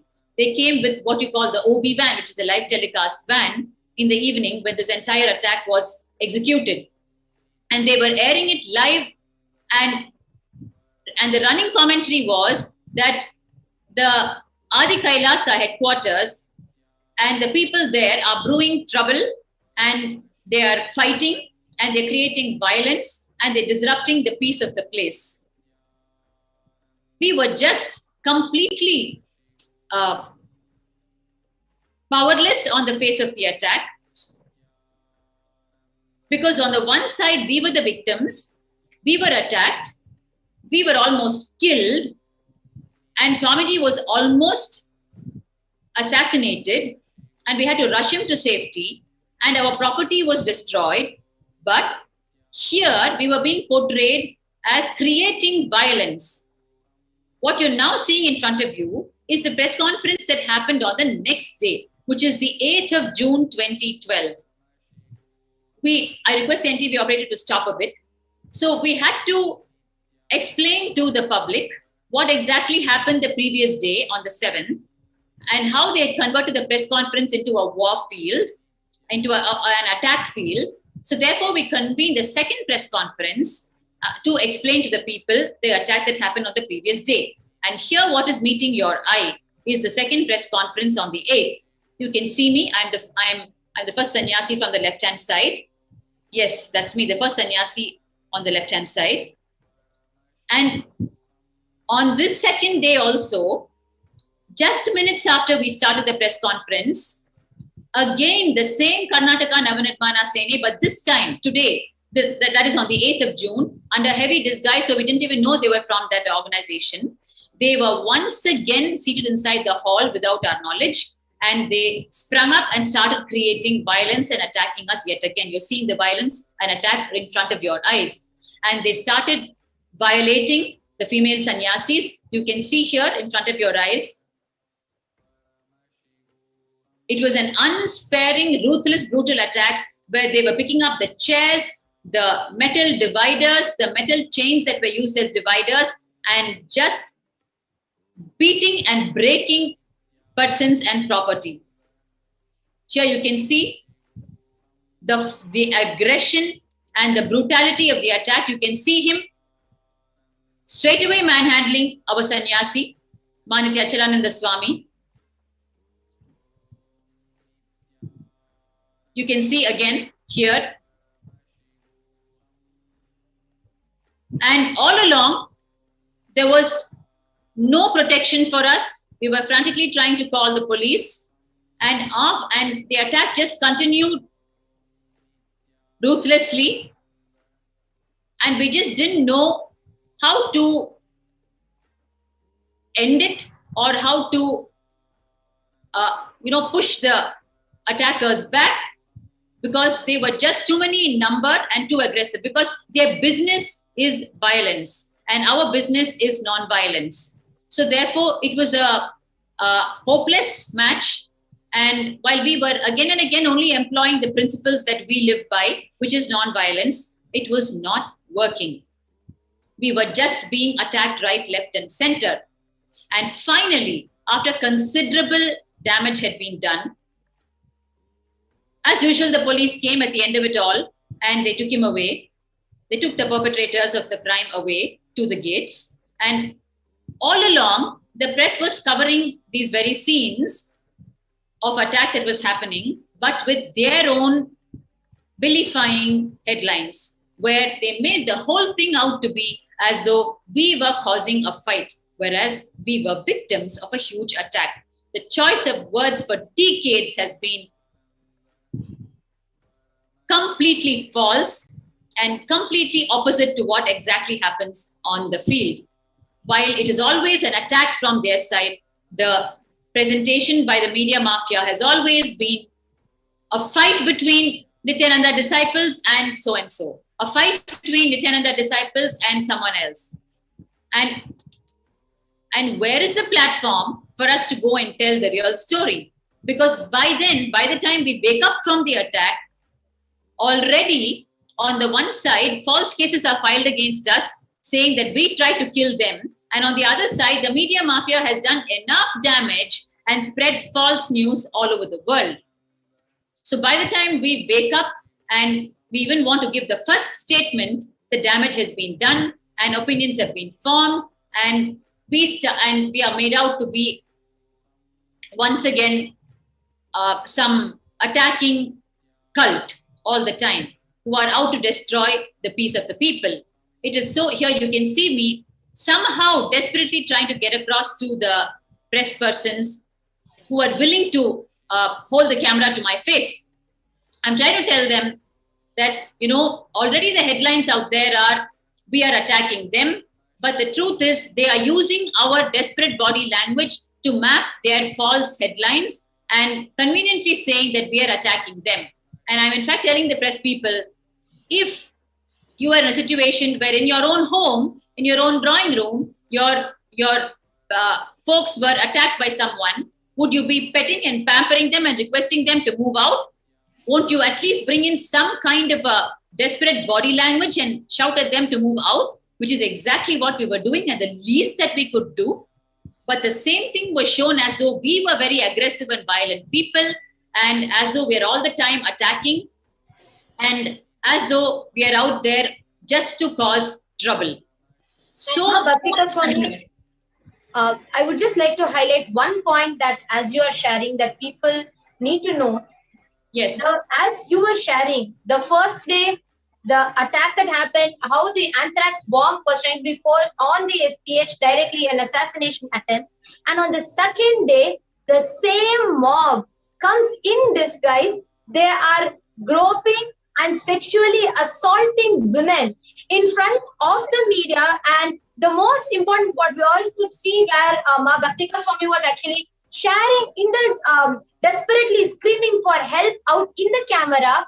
And we can see how the sexual assault, the men groping women, and they all talking vulgarly in front of the women were live streamed in the media. And again, even at this point, the media showing the Adinavasis who are desperately begging for help in the bad light. And here we can see how the attackers are hurling stones and they are just bombarding into the campus, destroying properties, assaulting women, physically mob lynching the sannyasis, very desperate to reach the supreme pontiff of Hinduism and directly attack. We can clearly see how the mob is climbing over the gate. What we can actually note here is that there are so many policemen who are standing there. There are so many policemen who are there waiting, and they are able to very clearly see that this mob is trying to get in, but they are getting in. They're not being stopped. Good point, Ma. If you notice the pattern of attacks every time, the moment you see a uniformed policeman, automatically you think they are there as protection. They are there to control the whole scene and bring it to some kind of a law or dharma. But what the innocent people do not know is, or they're brainwashed to such an extent, they don't even know to look into the scene and watch that they're actually not doing anything. They don't even know to recognize that. For us, if you see a khaki uniform, that means he's doing a job, right, of protection. But we've been brainwashed over the years that we don't even know to look into the scene and see that they're not doing it. They're just standing and watching or pretending to ward off people in a way where they allow the mainstream attack to happen, but somewhere in the background, they are just doing some body language, mislead the people as though they are protecting. Whereas in the light of what you are sharing, I'm right now seeing there's a clipping here that we are seeing. We actually saw these Adinavasis were the ones who were beaten up by the mob. But right now I am seeing they are being arrested. They are being taken by the police. So I'm not really able to grasp what exactly And is could you share with us what happened or how the victims are being arrested? You were there that day, and can you share with all of us and the viewers what was happening after being assaulted, after being sexually assaulted, groped, after being mob lynched by these rowdies and thugs? I am seeing the scene where the victims are being arrested. Could you share with us what was the scene and what happened there? Actually, what you're seeing now is, each of us was actually escorted. You can see me actually entering the van just now. Each of us was escorted by a uniformed policewoman or policeman into a van. You can see all of us inside the van now. Yes. Actually, this is on the 8th of June. And in the morning, the second press conference had happened and the attack had happened. And we were just recovering from the attack when suddenly the policemen came and they asked us to just follow them. So actually we were thinking that they are calling us to identify the perpetrators of the crime. So Amma, we were so innocent and naive. We had no clue about the multi-pronged attack that was being executed right in front of our eyes. And we had no clue that this 2012 attack was actually going to lead to 2 illegal arrests of Swamiji once again. My God. So just to understand what exactly happened, so just wanted to explain to the viewers. So basically, all the Adinavasis who are actually being attacked, the victims who are being like the whole mob lynching is happening, the men, the anti-Hindu elements, the militant forces are coming and sexually assaulting and groping the women, our female sannyasis, and you can see in front of your eyes, Ma. Actually, our 2 sannyasis, you can see here, our 2 innocent sannyasis are trying to ask them, why are you pushing us around? Why are you manhandling us? What have we done? And they're silent, but the police are completely silencing them and telling them it's none of their business to ask any questions. And they're actually manhandling them and pushing them into the van and arresting them without their own knowledge. My God, this is something that needs to be highlighted here. The victims, people who have been beaten up, who have been sexually assaulted, who have been mob lynched, the victims are being arrested by the police, whereas the mob, the people who are attacking, they are not even being brought near the van. What is happening? Actually, could you share with us, Ma, the details of what happened, how it happened, and the whole arrest? If you could share with us as being personally. So, like I told you, on the 8th morning, the second press conference, they had finished physically assaulting us and attacking us inside the press conference hall. And then we were just recovering from the attack when the police personnel came and asked us to follow them. And we thought we were going to identify the perpetrators of the crime. But then only later we realized, when they pushed all of us inside a van that was waiting, we realized that probably we are being arrested, right? We had no idea. We were like, why are they taking up so many of us in the van to go and identify? Just one person will do. And then only after we actually landed in the police station, we understood that we were being arrested. I mean, if I think back, Ma, how naive we were, how innocent we were. We just had no idea that such things could even happen today. And we were taking it's not about your innocence or being naive, because the police are expected to make sure that we are protected.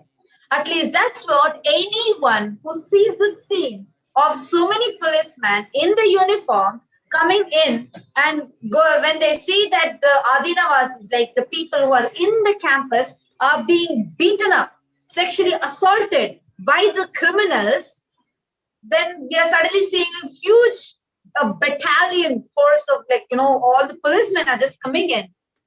And so all of a sudden, so everybody would expect that we are going to be protected. It's like the police have come to be protecting and Amma, to make sure that the people are safeguarded. One more thing you need to know, Ma. How we got arrested was, Ajit Hanuma Kanavar, who was the assassin, who was the assassinator of the 7th of June, just the previous day, he actually came back into the campus with police bandobast, okay, with police protection. He entered back in the campus on the 8th, and he identified 16 of us and for arresting. And because he had already gone to the police station the previous day and slapped a false case against Swamiji as accused one and 16 of us, saying that we were causing a life threat on him, and for protecting his life, he's filing a case. We were Actually, just this clipping is too painful to see, Ma. As you're sharing this clipping where they're pushing Swamiji like this, it's extremely painful to even see this. You should know exactly what is happening in this scene right now, what is meeting your eye now. Actually, Ma, so the false case that Ajit Hanuma Kanavar went and slapped on Swamiji and on the 16 of us, that was the next step in the attack. So they arrested the 16 of us, and then they were all out behind Swamiji to arrest him, right? And by then, we had rushed Swamiji to safety because we knew it was coming because of the false case. And what happened was, the media mafia started spreading all lies about the previous 2 days' happenings, and then they started hooting to arrest Swamiji. And Swamiji, as always, abiding by the law, was coming to get his anticipatory bail. And then the next crime happened, which is his anticipatory bail hearing was actually for no reason adjourned and postponed to the next day. That was such a shocker to us, and it was a danger signal because then we didn't know what was in the offing for us. Why did they postpone the bail hearing? Even murderers get a bail today. It is their right to fight for their case. And here they have postponed the bail hearing of Swamiji. So what did they have up in their sleeve? And then what happened when the bail hearing got postponed? By then, they had created a huge mob outside the courtroom, right? So when Swamiji had to be brought out, because the bail hearing was postponed, there was huge mob lynching happening on Swamiji. With the police there who had organized for the mob lynching and who were just pretending to be around Swamiji. And they told us that so it is not safe for Swamiji to step out now because there's huge mob out there. And what they did without informing us, they arrested Swamiji and took him away, saying he's under protective custody, which is actually an illegal arrest, put in raw words. And you won't believe it, Ma. I will never forget those 36 hours because those 36 hours, we did not know where Swamiji was and what they had done to his body and what they had possibly fed him with and what torture they had put him, because we had the experience in 2010 when he was 53 days in illegal imprisonment. There was attempt to poison him multiple times and he was physically tortured and he was tried to be psychologically tortured. They had got even tile cutting machines to run the whole night outside his room so that the frequency of noise would torture him on one side. Actually, I just want to highlight that. Actually, according to human rights, if you just read the UN human rights, one of the violations is any tile cutting or marble cutting sound being exposed to a person. And if they're tortured by that, it is actually written law. I was actually quite shocked when I read it. When I was reading what all are like the against human rights, what are the actions that they do against human rights? I was shocked when I saw that because that's exactly like what you're telling now. They expose this continuous tile cutting sound next to Swamiji just to torture Swamiji. God, so and also I would like to highlight another point. I would like to request the interview operator. When I saw that because that's exactly like what you're telling now. They expose this continuous tile cutting sound next to Swamiji just to torture Swamiji. God, so and also I would like to highlight another point. I would like to request the interview operator to rewind a little. request the NTV operator to rewind a little bit back, we can see a newspaper clipping which says a battalion of 600 police were deployed for Swamiji. This is just, actually I would like to quote something here.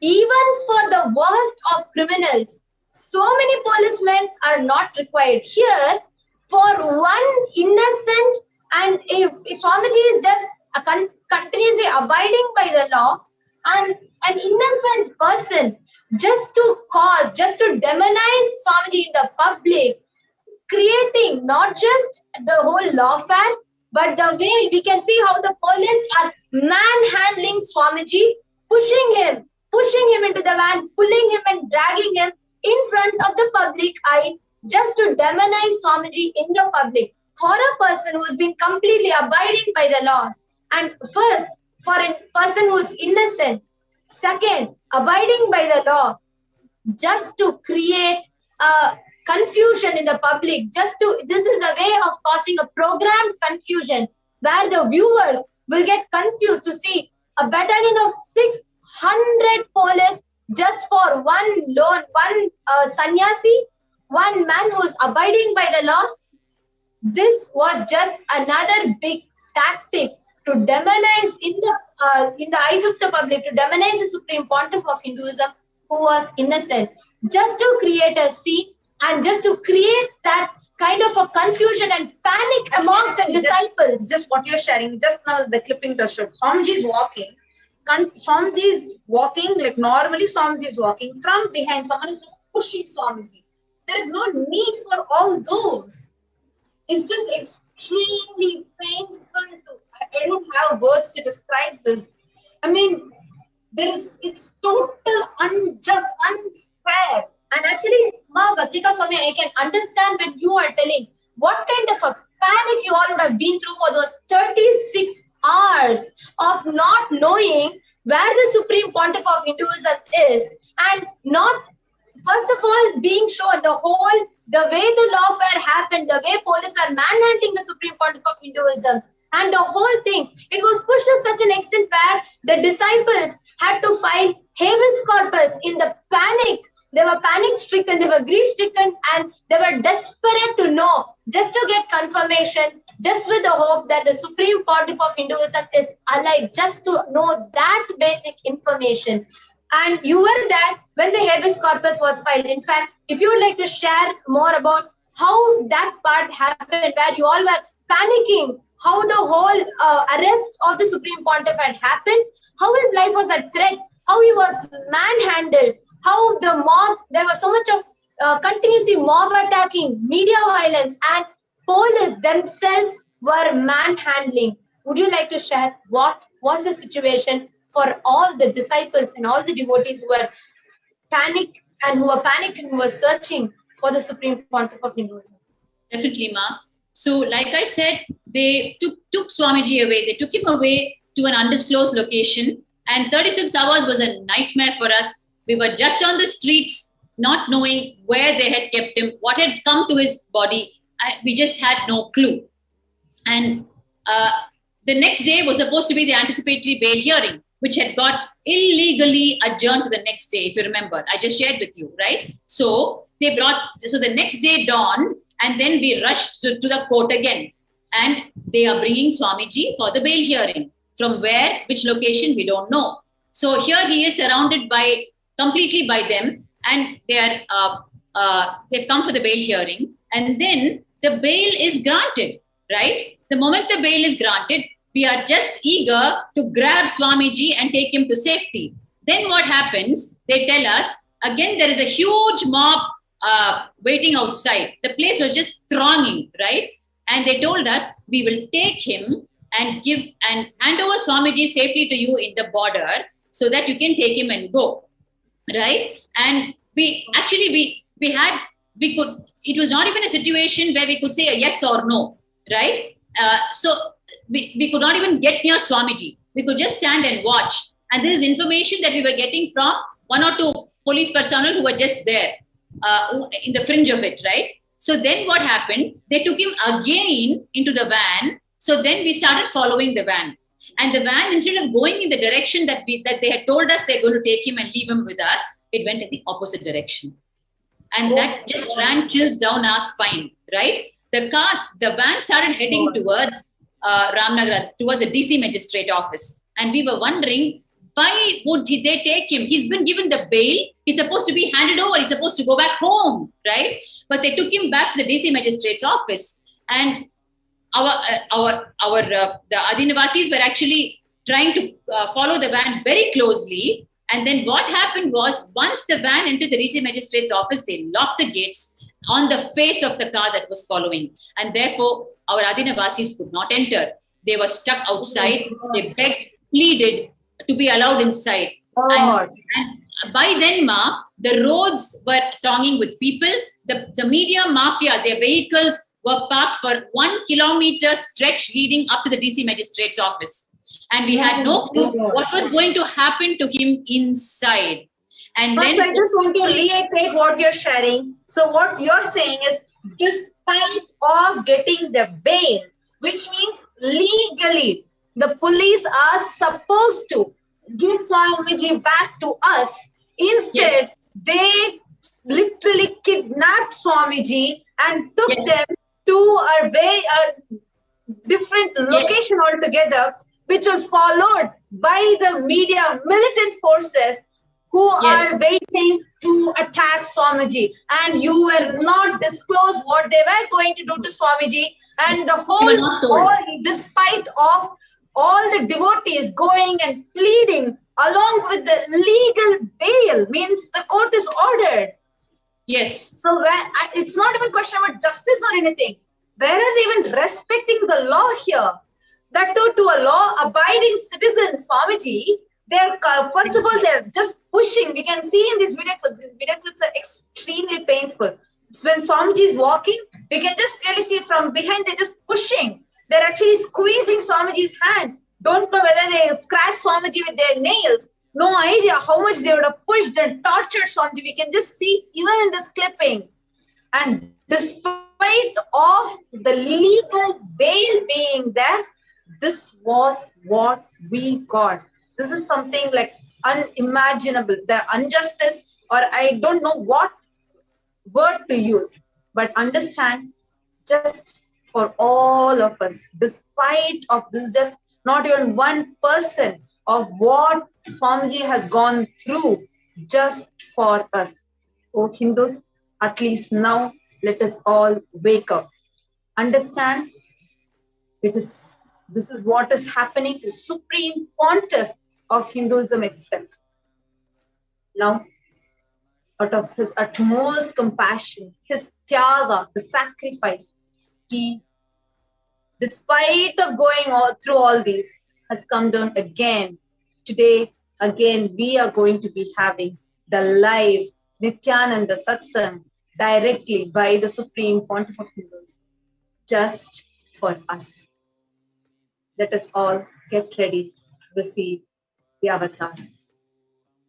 Sit with your head, neck and spine in a straight line. Close your eyes. Breathe in and breathe out. Deeply and slowly. Out of the space of gratitude, where we realize the avatar has gone through so much, taken up everything on him, just for us. From this space of deep gratitude, let us all chant the Mahamari. Om Nithyananda Paramashivom. Om Nithyananda Paramashivom. Om Nithyananda Paramashivom. Continue to be in the deep meditative space of gratitude as we all prepare ourselves to receive the Supreme Pontiff of Hinduism, the direct audience with the avatar. Continue to sit straight as we all chant the Mahavakya. ॐ नित्यानन्द परमशिवोऽहम् ॐ नित्यानन्द परमशिवोऽहम्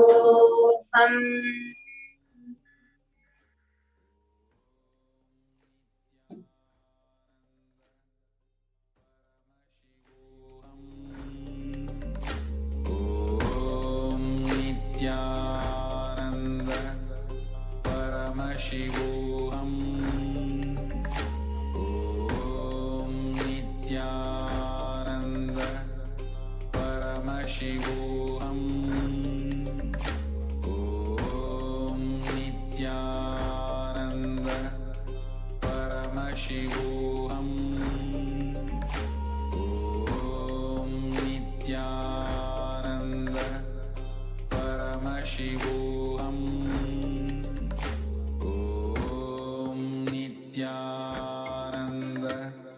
परमशिवोऽहम् ॐ नित्यानन्द परमशिवोऽहम्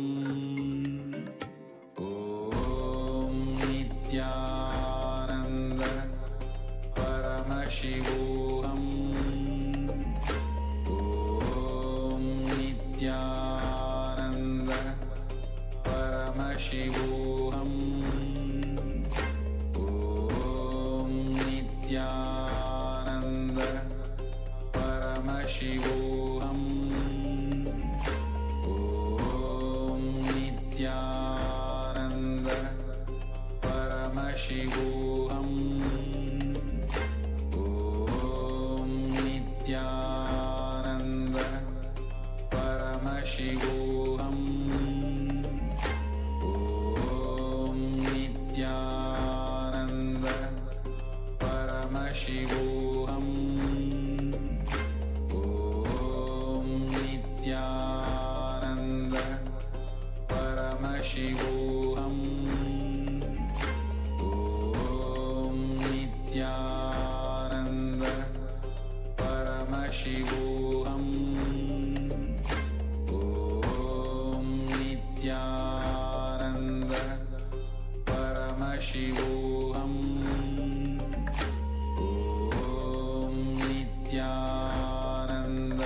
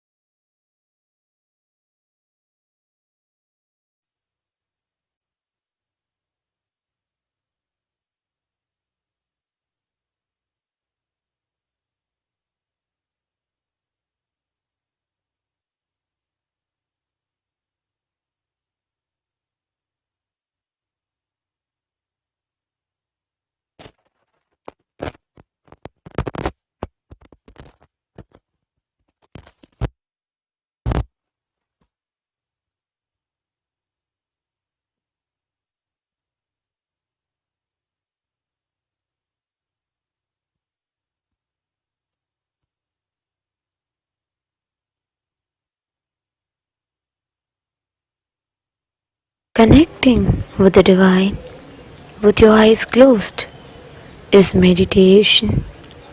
Connecting with the divine with your eyes open is darshan. Come, let us all now move from meditation to darshan. Slowly, very slowly, please open your eyes.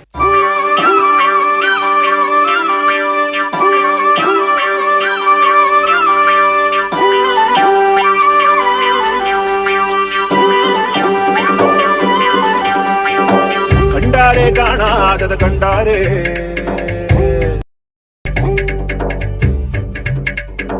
கண்டாரே காணாதத கண்டாரே ஒரு வீடு ஒரு கூடு அட எதுவும் கிடையாதே சாக்காடு பிடிமூப்பு அதையெல்லாம் கடந்தாரே கண்டாரே கைலாசம் கண்டாரே கூத்தாடும் சடையாண்டி அதை குறியா கொண்டாரே காத்தோடு கதை பேசி சிவஞானம் கண்டாரே பத்தோட ஓரட்டு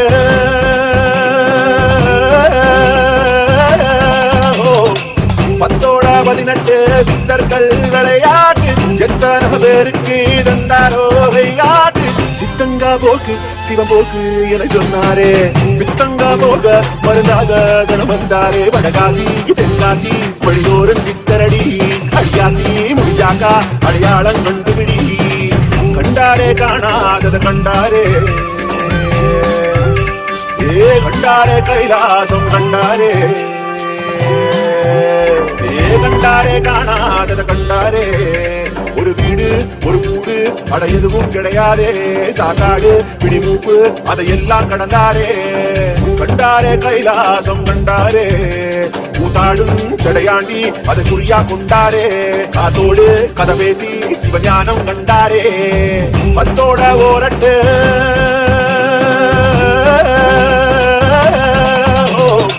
பத்தோட 18 சித்தர்கள் விளையாட்டு எத்தனை பேருக்கு தந்தாரோ விளையாட்டு சித்தங்கா போக்கு சிவம்போக்கு என சொன்னாரே பித்தங்கா போக மருந்தாக தனம் வந்தாரே வடகாசி தென்காசி வழியோரும் சித்தரடி அடியாத்தி முடியாக்கா அடையாளம் கண்டுபிடி கண்டாரே காணாதத கண்டாரே கண்டாரே கைலாசம் கண்டாரே கண்டாரே காணாதத கண்டாரே ஒரு வீடு ஒரு கூடு அட எதுவும் கிடையாதே சாக்காடு பிடிமூப்பு அதையெல்லாம் கடந்தாரே கண்டாரே கைலாசம் கண்டாரே கூத்தாடும் சடையாண்டி அதை குறியா கொண்டாரே காத்தோடு கதை பேசி சிவஞானம் கண்டாரே பத்தோட ஓரட்டு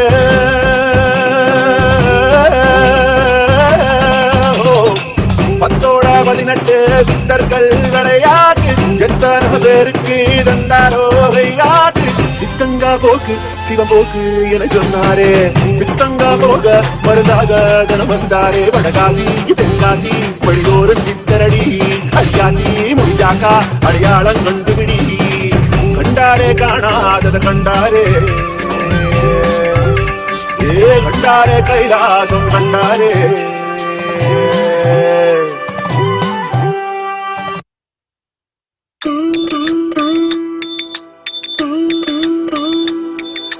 ஐயா சிவ சிவ சிவ சிவ ரகர ரகர சிவ சிவ சிவ சிவ ரகர ரகர ஐயா சிவ சிவ சிவ சிவ ரகர ரகர சிவ சிவ சிவ சிவ ரகர ரகர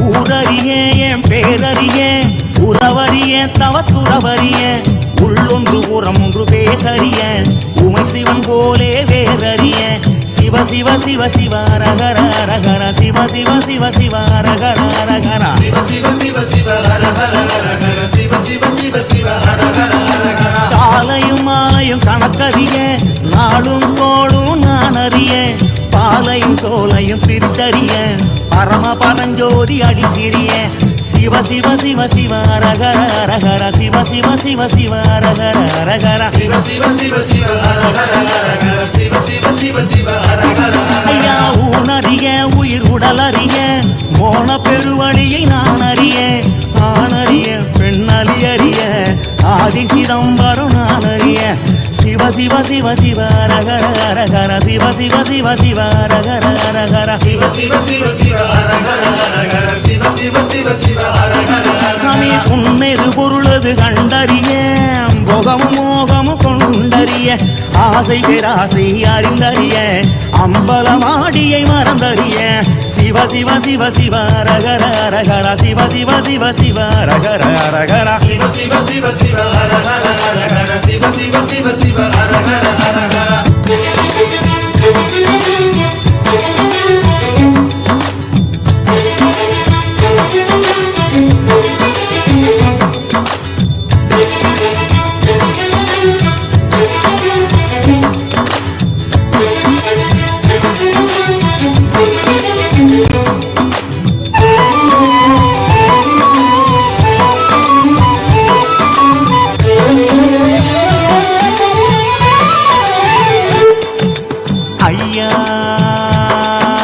சிவ சிவ சிவ அரகர அரகர சிவ சிவ சிவ சிவ அரகர அரகர ஐயா சிவ சிவ சிவ சிவ அரகர அரகர சிவ சிவ சிவ சிவ அரகர அரகர ஆகம வேதங்கள் படித்தறிய ஆறு குளங்களில் குடித்தறிய யாகம் யோகமும் செய்தறிய கோமுகம் பார்த்து பணிந்தறிய சிவ சிவ சிவ சிவ அரகர அரகர சிவ சிவ சிவ சிவ அரகர அரகர சிவ சிவ சிவ சிவ அரகர அரகர சிவ சிவ சிவ சிவ அரகர அரகர சும்மா ஒருபோது இருந்தறிய சுத்த அசுத்தங்கள் பார்த்தறிய ஆத்மனி வேதனை செய்தறிய அர்த்தநாரீசன் அடி சிறிய சிவ சிவ சிவ சிவ அரகர அரகர சிவ சிவ சிவ சிவ அரகர அரகர சிவ சிவ சிவ சிவ அரகர அரகர சிவ சிவ சிவ சிவ அரகர சாமி ஏடறிய சொல் எழுத்தறிய ஏற்றமும் தாழ்வும் நான் அறிய வீடறிய குடும்பாதறிய சோமசுந்தரனும் மறந்தறிய சிவ சிவ சிவ சிவ அரகர அரகர சிவ சிவ சிவ சிவ அரகர அரகர சிவ சிவ சிவ சிவ அரகர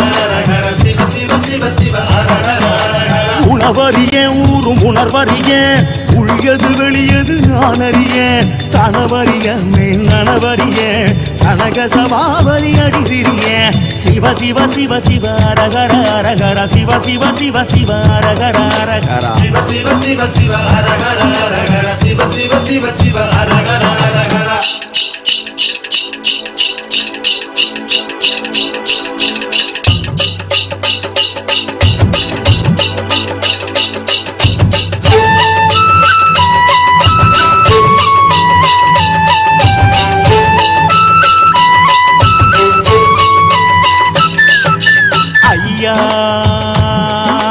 சிவ சிவ சிவ சிவ அரகர அரகர சிவ சிவ சிவ சிவ அரகர அரகர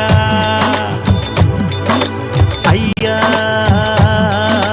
சிவ சிவ சிவ சிவ அரகர அரகர சிவ சிவ சிவ சிவ அரகர அரகர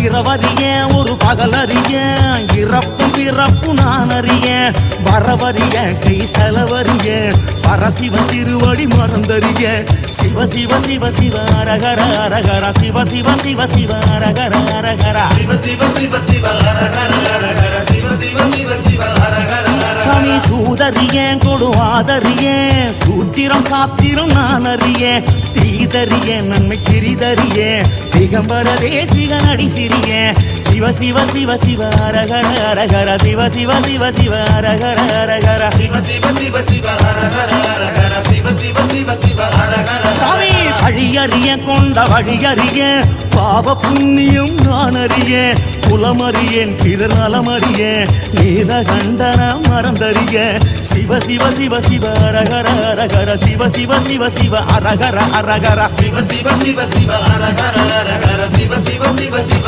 அரகர அரகர சுகமறிய துக்க சுகமறிய சொந்தமும் பந்தமும் நான் அறிய அகமறிய சுத்த புறமறிய அருபெருங்கோதி அடி சிறிய சிவ சிவ சிவ சிவ அரகர அரகர சிவ சிவ சிவ சிவ அரகர அரகர சிவ சிவ சிவ சிவ அரகர அரகர சிவ சிவ சிவ சிவ அரகர அரகர ஐயா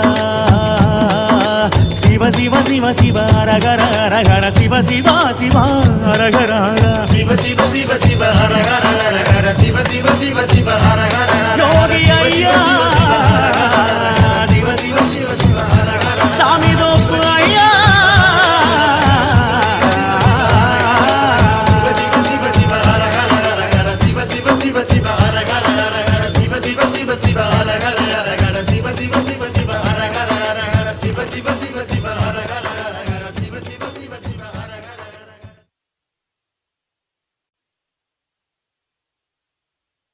Nithyanandam. Om Paramashivamayam. With the divine grace of Shri Nithyanandeshwara Paramashiva, Shri Ganesha, Shri Valli Devasena Sameta Shri Subramanya Swami, Shri Nithyanandeshwari Parashakti, and Shri Chandikeshwara Swami, and with the auspicious blessings of the Supreme Pontiff of Hinduism, Jagat Guru Mahasannidhanam, His Divine Holiness Bhagavan Nithyananda Paramashivam, Kailasas Shri Nithyanandeshwara Paramashiva Devalaya, Bididi, Bangalore, and all the Kailasas Sarvajnapeethas around the world present to you the Guru Purnima Brahmotsava Patrike. O enlightened beings, descendants of the noble clans, students of the enlightening lifestyle, all the Hindu diaspora, welcome. Dhyanamulam Guror Murti, Puja Mulam Gurof Padam, Mantramulam Guror Vakyam, Mokshamulam Guror Krupa. At the root of dhyana is the form of the Guru. At the root of puja is the feet of the Guru. At the root of mantra is the word of the Guru. And at the root of all liberation is the grace of Guru.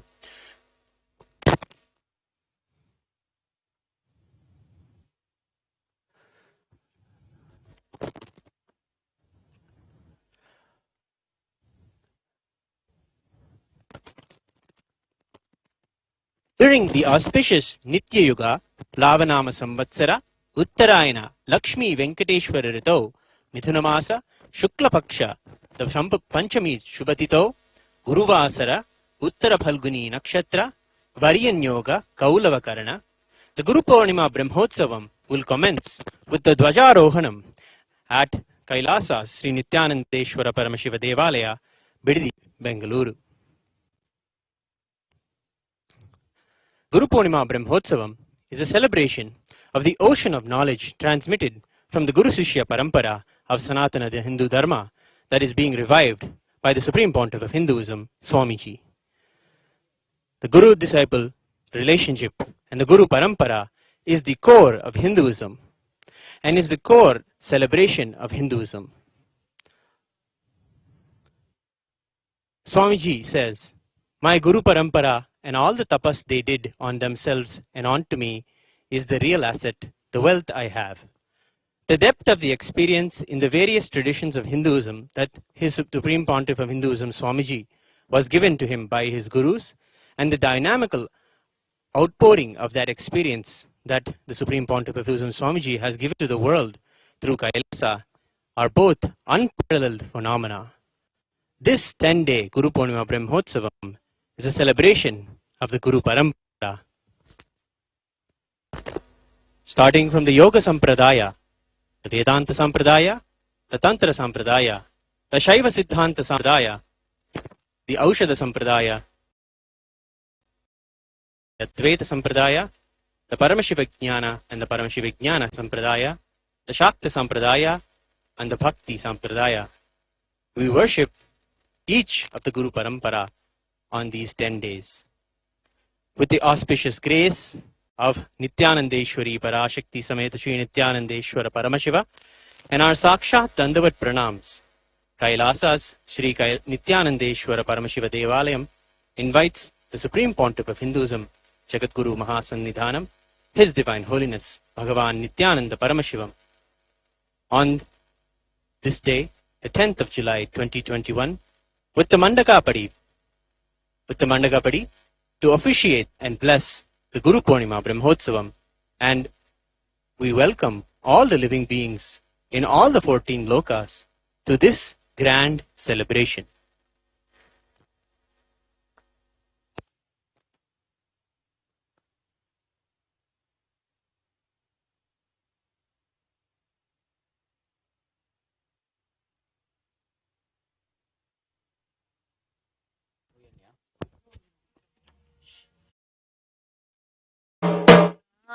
आनन्दं परमसुखदं केवलं ज्ञानमूर्तिम् द्वन्द्वातीतं गगनसदृशम् तत्त्वमस्यादिलक्ष्यम् एकं नित्यं विमलमचलम् सर्वधी साक्षिभूतम् भावातीतं गृणरहितम् तद्गुरुं तन्नमामि।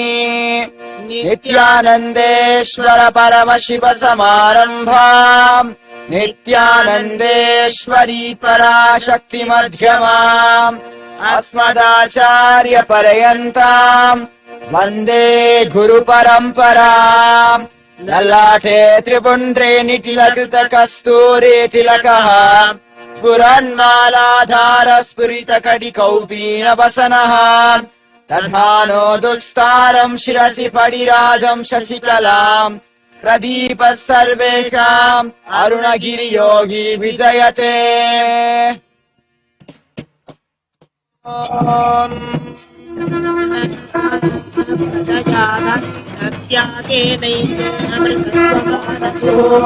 परेणनाकम् निहितम् गुहायाम् विभ्राजते हृद्यतयो विशन्ति वेदान्तविज्ञानगुणितार्था संज्ञातयोग जगय शुद्धतत्त्वाः ते ब्रह्मलोके तु परान्तकाले परामृता परिमुच्यन्ति सर्वे तह्रन्ति पापम् परमेष्मभूतं यत्पुण्डरीकम् पुरमध्यसङ्गस्थम् तत्रापि दह्रन् गगनं विशोकस्तस्मिन् निरन्तस्तदुपासितव्यम् यो वेदादो स्वरः प्रोक्तो वेदान्ते च प्रतिष्ठितः तस्य प्रकृतिलीनस्य यः परः स महेश्वरः।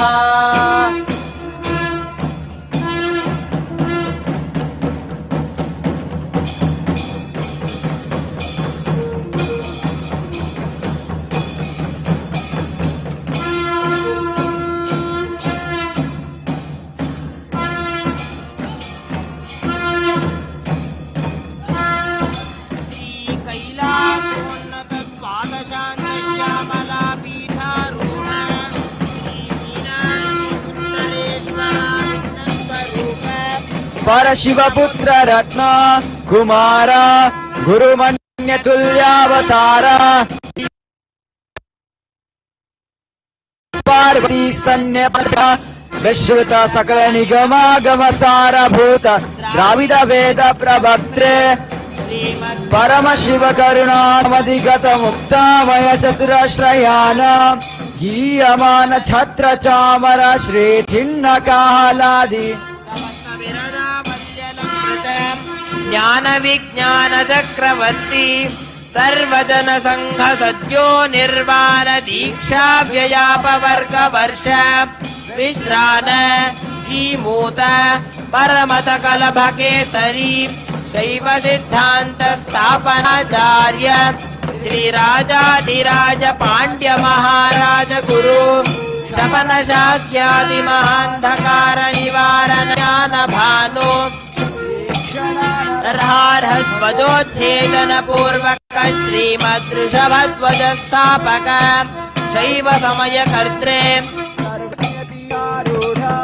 श्री जगद्गुरु श्री ज्ञान संबंध देशिक स्वामी वागीश सुंदर माणिक्य वाचक स्वामिना अवतार भूत श्री ज्ञान संबंध स्वामी पुनरुद्धृत श्यामला पीठ सर्वज्ञ पीठ तृणवद्युत्तर गुरु महासन्निधान अरुणगिरि योगीश्वर परंपरागत अरुणाचल सर्वज्ञ पीठ गुरु महासन्निधान कैलास परम्परागत काञ्ची कैलास सर्वज्ञ पीठ त्रयस्त्रिंशदुत्तर द्विशततम गुरु महासन्निधान नित्य मंगल नित्य कल्याण नित्य रत कैलास परम्परागत आदि कैलास नित्यान्त पीठ महासंस्थान महासिंहासन पीठ कर्त्रे साक्षात् श्री परमशिव समुद्भूत कैलास परम्परागत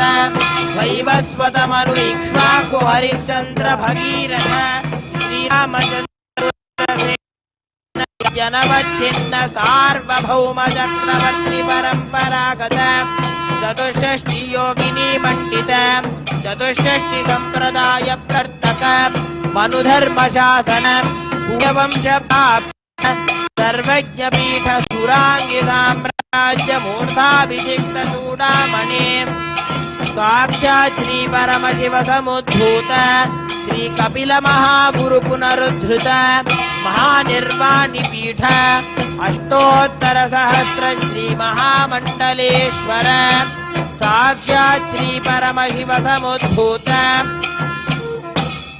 श्री महागणपति समारंभ अनवच्छिन्न पीठाधीश्वर गुरु परंपरा प्राप्त अटल पीठ अष्टोत्तर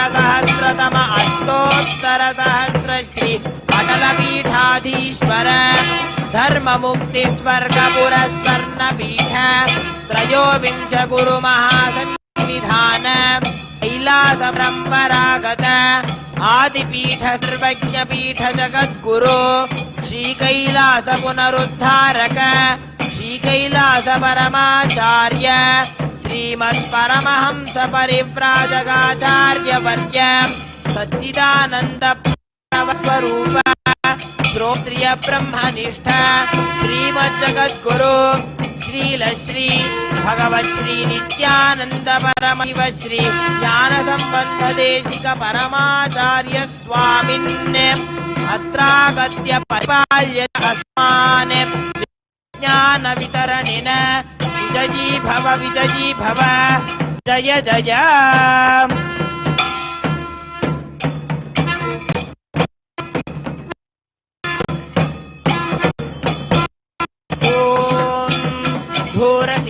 धूर्वधूर्म धूर्वतयोस्मान् धूर्वति तं वयं धूर्वमः ॐ श्री सर्वदेव देवी स्वरूपाय भगवते श्री नित्यानंद शिवाय नमः धूमायामि ॐ उद्दीष्टात वेदोपघ्नन्दररतं मम अशुरमह्यमावह जीवनं तद्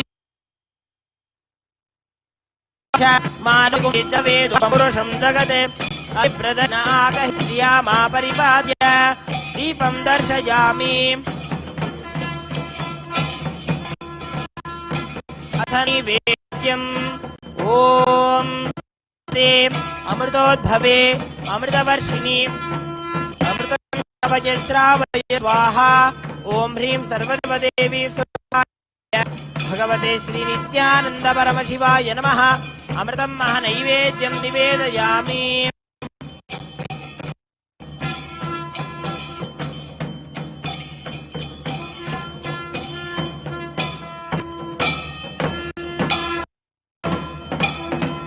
ॐ न तत्र सूर्यो भाति न चन्द्रतारकं नेमा विद्युतो भाति कुतो यमग्निः तमेव भान्तमनुभाति सर्वं तस्य भासा सर्वमिदं विभाति कर्पूरगौरं करुणा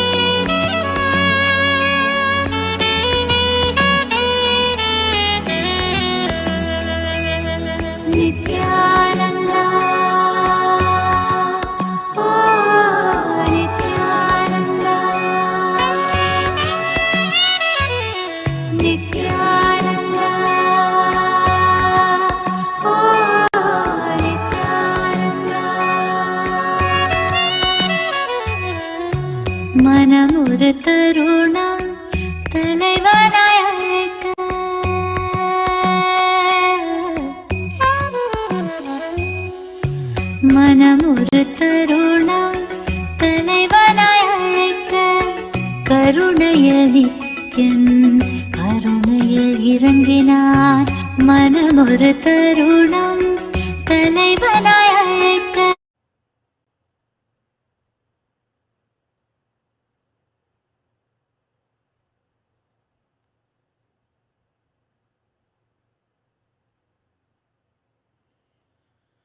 नित्यानन्देश्वर Paramshiva समारम्भाम्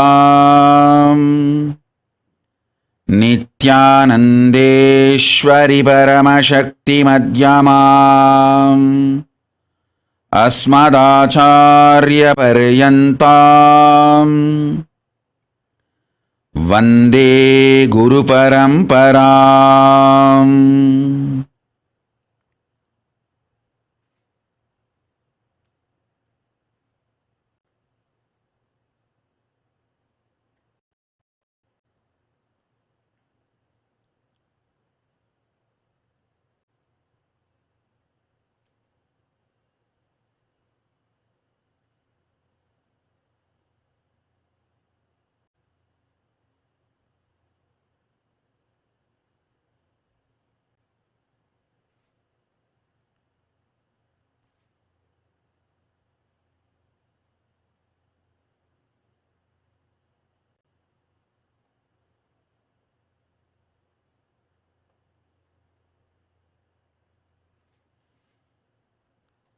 I welcome you all with my love and blessings. I welcome all the devotees, disciples, Samajis, Satsangis, Shrimahans, Mahans, Tanidar Kotari, visitors, viewers, sitting with us all over the world through Nithyananda TV, Kailasa's HNTV. I welcome all of you with my love and blessings. Paramashiva's direct message from Kailasa. Listen.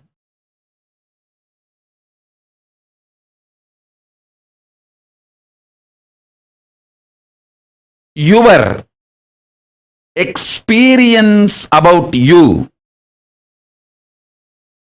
is conscious sovereignty.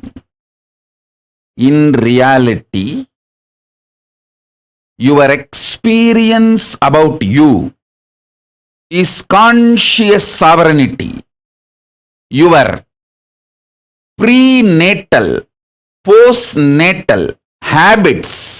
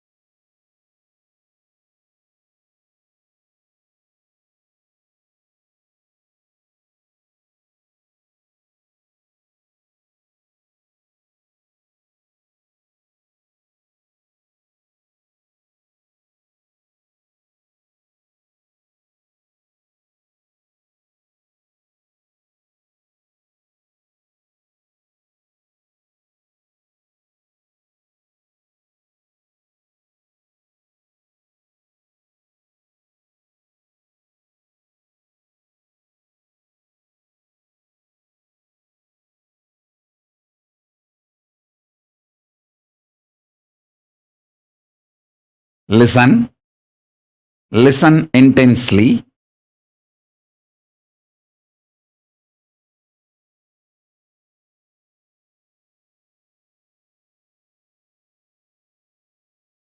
The conscious sovereignty is the core of your reality. Your prenatal, postnatal habits cannot bind you or chain you.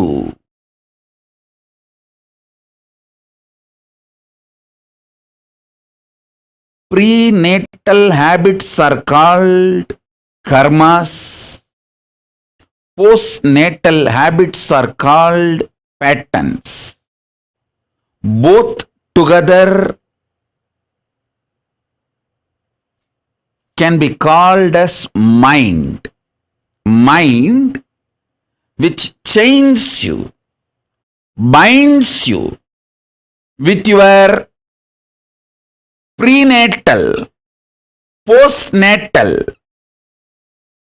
patterns, habits, attitudes, karmas cannot bind you in reality.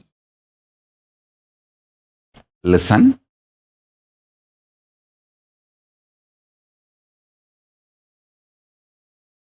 I am revealing the truth as it is. This is literally Nirvana Diksha. Truth as it is, without being clothed, dressed, or any makeup. Raw, straight, wild, real truth as it is. Your conscious sovereignty is your reality. Your prenatal patterns and habits and karmas, postnatal patterns and habits and karmas, nothing can actually bind you. Nothing can actually chain you. Understand?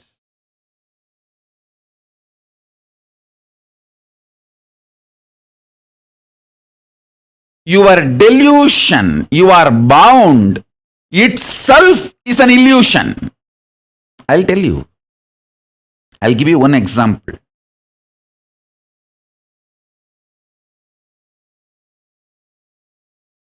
My Guru Arunagiri Yogeshwara told me very clearly one statement. கண்ண பிரம்மாண்டத்துல இருக்கிறதாம்பா பிண்டாண்டத்துல இருக்கு. நீ தினம் பார்க்கிற ஜாக்கிரத் சொப்ன சுஷுப்தி இந்த 3 நிலைகளையும் புரிஞ்சதுனாலே 25 துரியாதீதம் வரைக்கும் முழுசா எல்லா நிலையும் புரிஞ்சிரும்பா, அனுபவம் ஆயிடும். I'll translate in English. He told me, whatever is in the cosmos, macrocosm, is in the microcosm. Whatever you go through in your deep sleep, dream and waking state, if you start understanding, you will realize all the 25 states up to Turyadita and experience.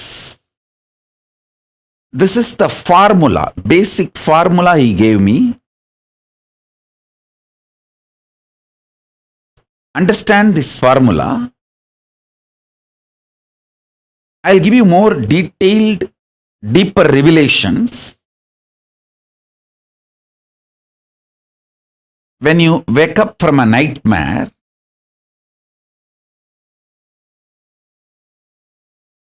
you always feel bad for suffering those few seconds or minutes in the nightmare.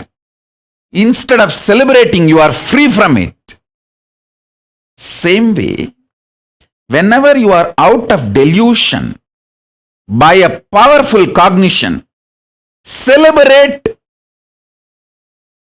You are out of delusion due to powerful cognition. Don't try to repent, feel powerless, guilty about the delusion with which you suffered. Listen, actually, in reality, delusion itself is because of your non-involvement, inactivity, withdrawal. When an elephant sleeps, even a wolf and fox will try to bite his leg. Listen. When an elephant sleeps, wolf and fox will try to bite his leg. When a lion is fast asleep,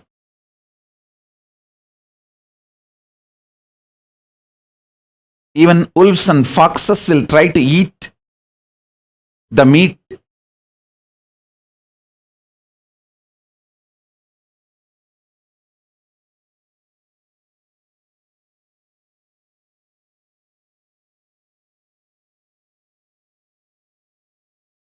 Listen carefully.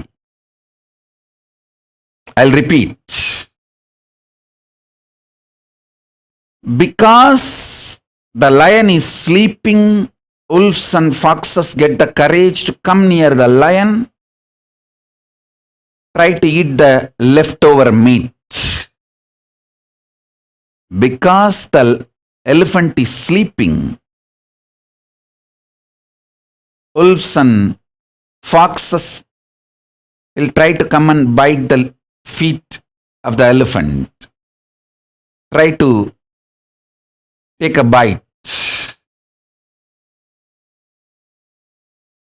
Because you are not involved with yourself, even your delusion is invited upon you. Listen. Why you have nightmare? Because you fell into the lower conscious identity. Your decision to fall into the lower conscious identity naturally invites nightmare in you. Your decision to wake up to the higher identity not only will throw away the nightmare, it can throw away all delusions, illusions.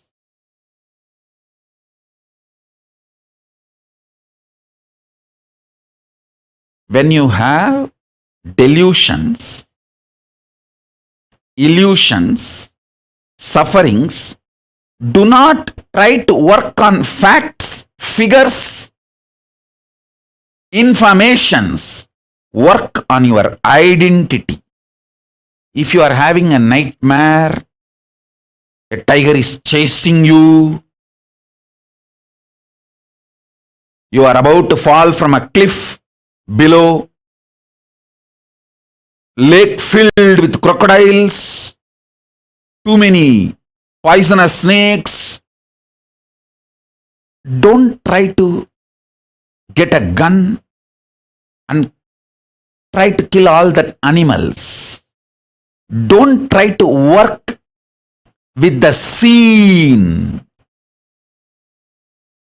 Stupidest, most foolish thing is trying to work with the scene before attending to your lower conscious identity. Even if you kill all the tigers, elephants, crocodiles, animals you are seeing in your nightmare, you will see new animals will be immediately replaced.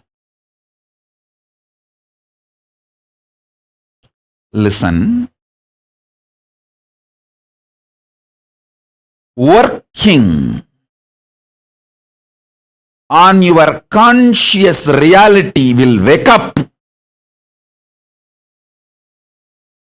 Your conscious sovereignty in you, that will solve millions of problems you are facing in your life, even in a very practical, strategic way. You always think, will my conscious sovereignty help me to strategize and win in my life? You think, oh, if I am awakened, achieve conscious sovereignty, I may leave all this and that way all my problems will be solved. But I wanted to play this game and very strategically, successfully. Hey, I am telling you, wake up to the higher conscious sovereignty. You will be amazingly strategic. Amazingly strategic.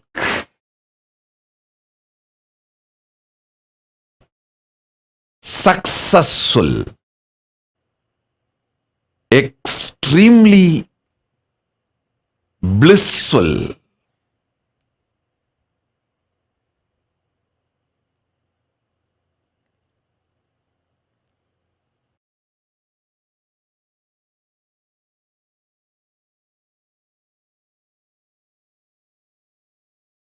Declare your conscious sovereignty,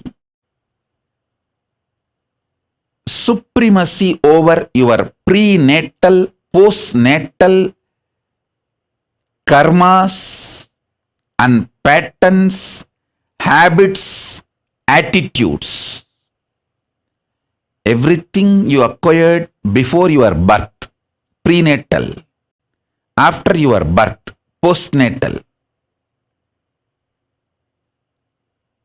Declare your conscious sovereignty, conscious supremacy over all that. All that. Prenatal, postnatal cannot bind you.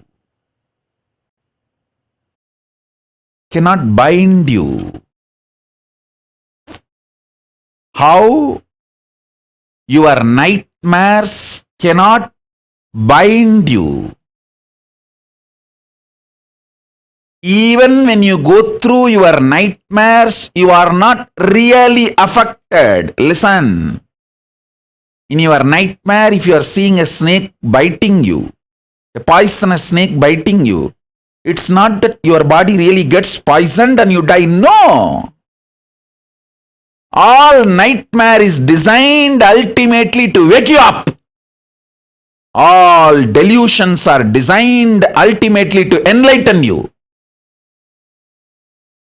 Sani comes in your life, Rahu comes in your life only to wake you up to Guru and give you enlightenment. Understand? Even your delusion is nothing more than you just slapping your face and waking yourself. How sometimes in the morning you wash your face and just slap yourself and wake you up. Or stretch your body, do yoga and make yourself fully awake. Same way, your delusions are designed to wake you up. Listen.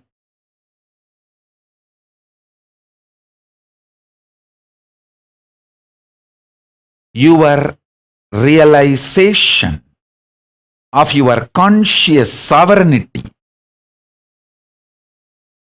will bring ultimate relationship between you and me. You know, you are Paramashiva, I am Paramashiva. And with extreme oneness, how you love you, you will love me. Only a person who realizes his conscious sovereignty His relationship with me, it will be eternal. I trust only that relationship.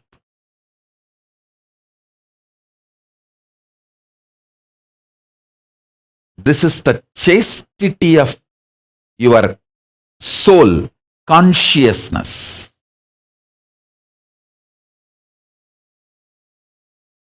This Guru Purnima, I give you all the gift,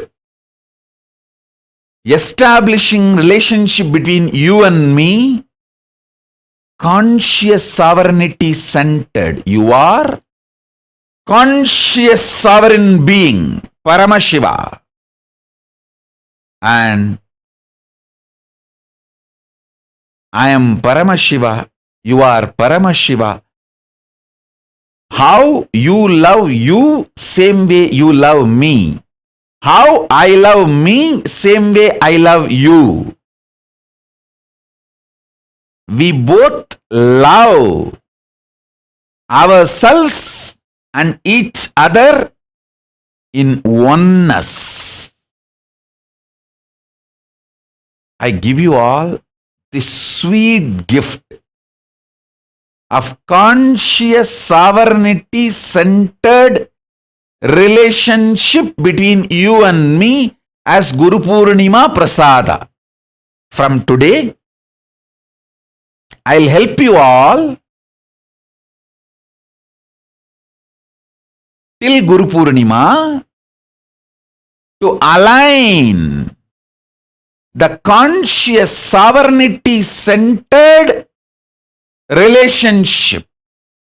See, if we had our relationship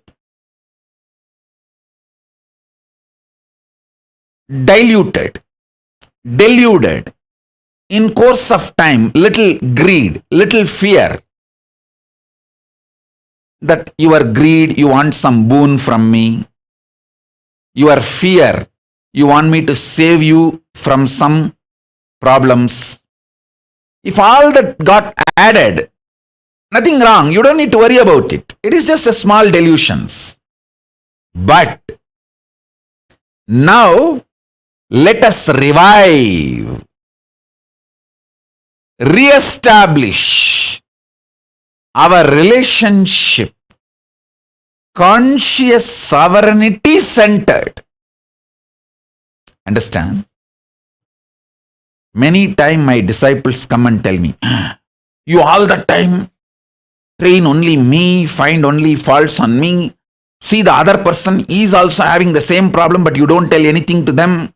Listen.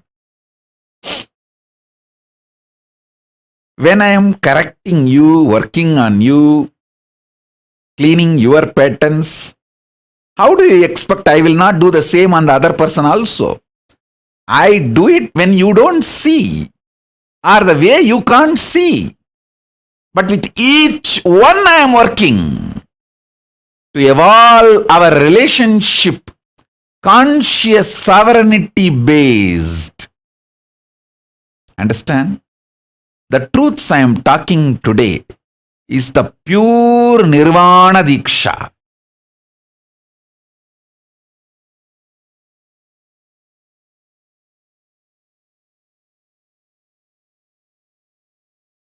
Listen carefully.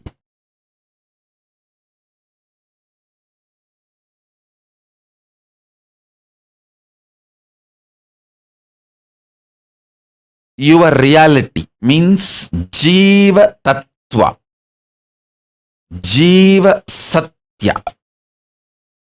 Your existence's reality is conscious sovereignty.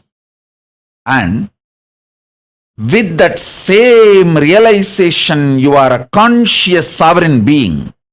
Relating with Paramashiva is the love centered on oneness. Paramadvaita Bhakti.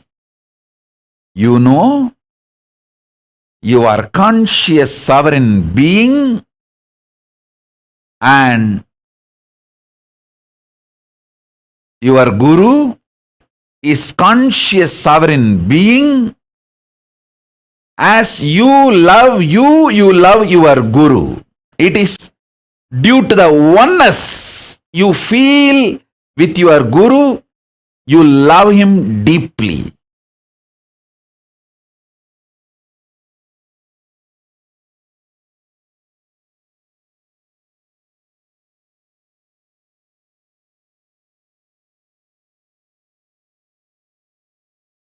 Jiva relating with Ishvara should be through this Paramadvaita Bhakti.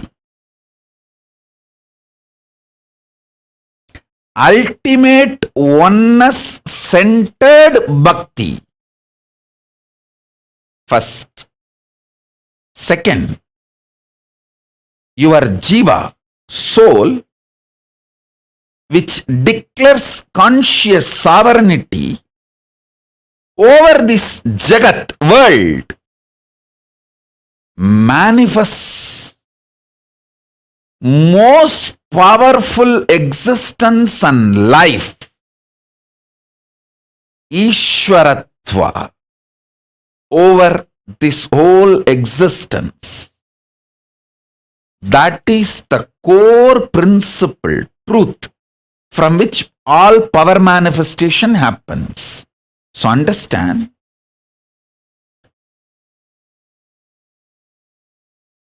you declaring your conscious sovereignty is jnana, knowledge of the truth.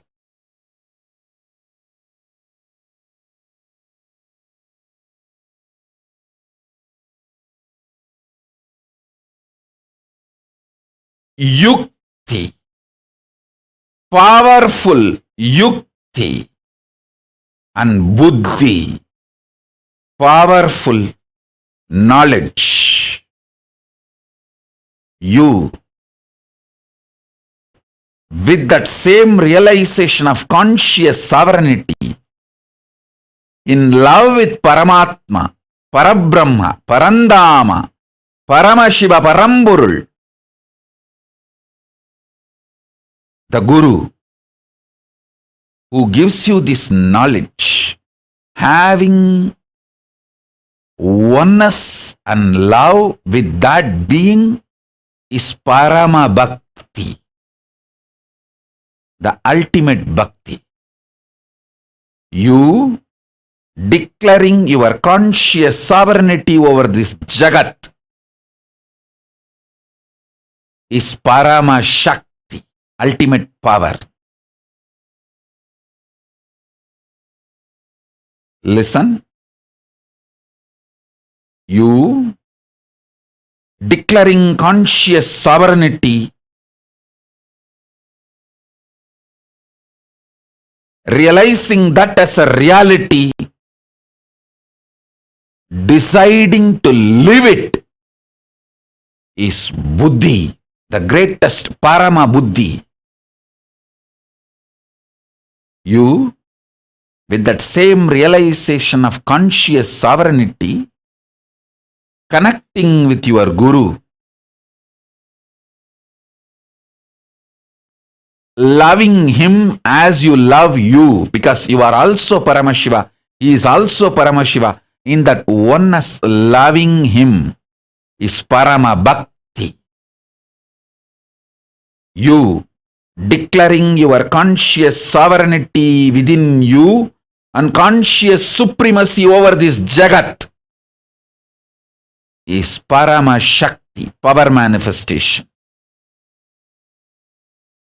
Jiva, Ishvara, Jagat, these three, when it becomes centered on conscious sovereignty, you are Paramashiva. Listen. Even now you are Paramashiva. Realizing it is the Parama Yukti, ultimate truth and strategy for life. I'll tell you. In the cosmic level, Paramashiva has 5 of his dimensions: creation, sustenance, rejuvenation, destruction and rejuvenation, putting in and pulling out of delusion, and liberation. All these 5. in your microcosmic life, in your Pindanda microcosmic level, you play the same game. Every day, the new cells getting created, new organs getting manifested in your body is your creation. All of you need to know. Including your brain, everything gets newly created. New cells are created every minute, every second. This is your creation. In microcosmic level, in macrocosmic level, the planets which manifest planets are getting created. In microcosmic level, the cells are created.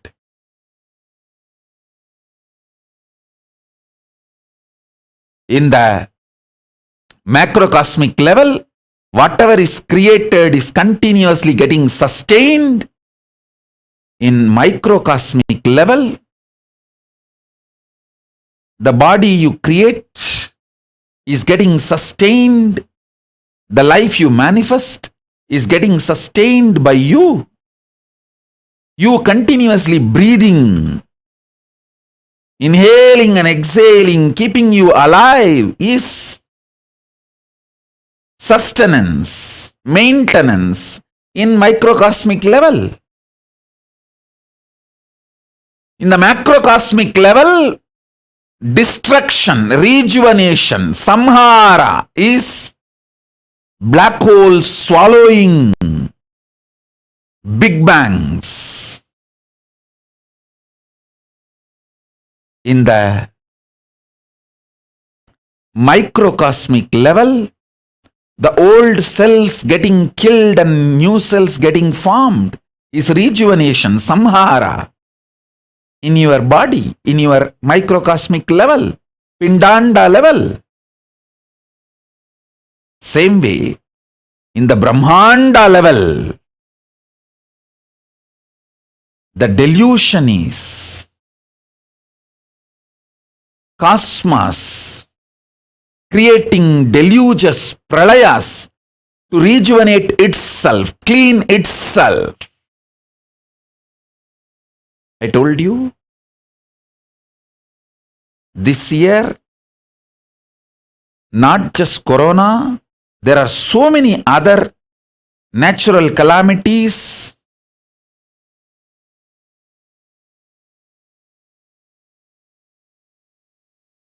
To clean the collective negativity will happen. This deluge, pralaya, will clean up a lot of collective negativity. You can see the heat wave all over the world.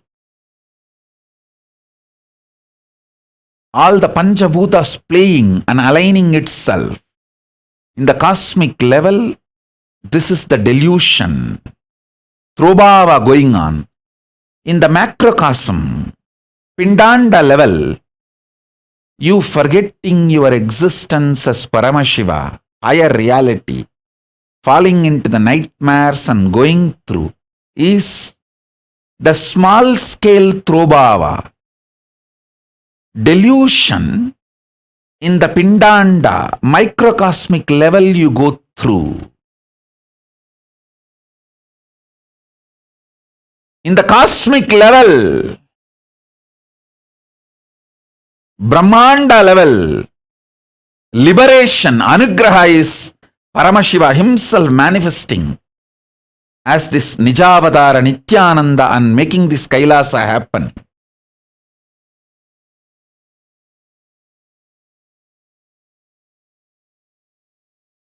And guiding all the beings in microcosmic level, Pindanda level, you receiving these powerful cognitions and liberating yourself from all this deluge by holding on to the Guru's feet is the liberation happening in you. Understand, whatever is happening in Brahmanda, macrocosm is happening in your Pindanda microcosm.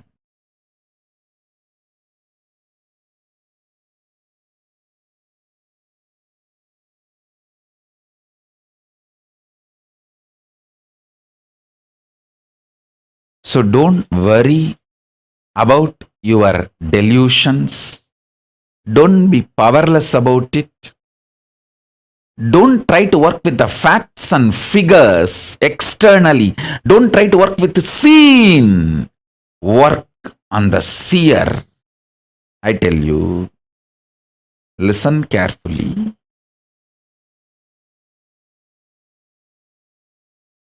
When Krishna declares his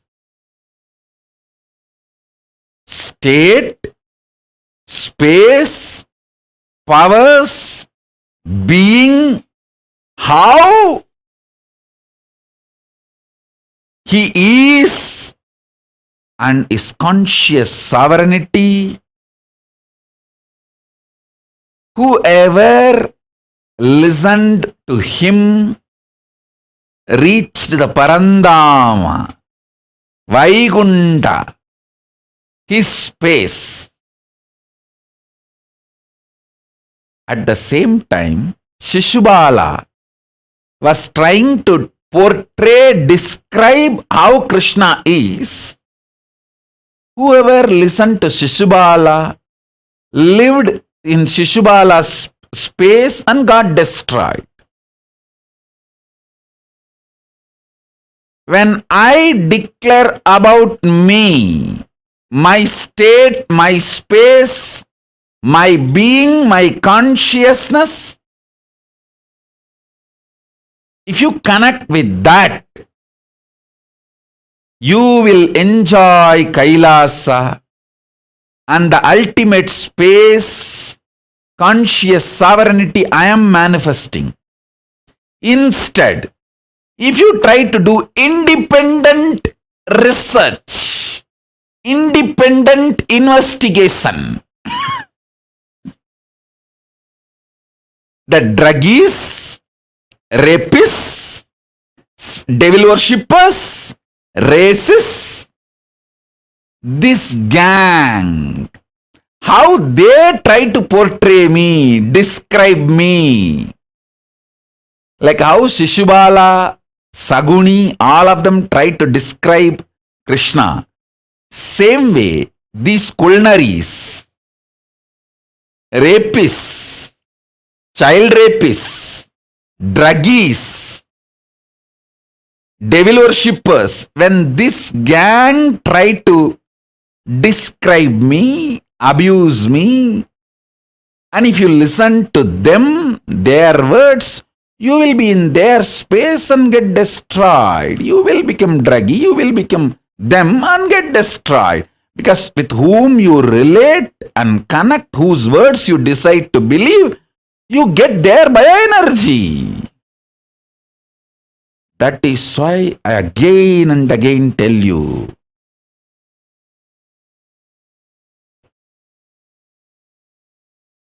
if you are doing your independent investigation based on the opinions of the druggies,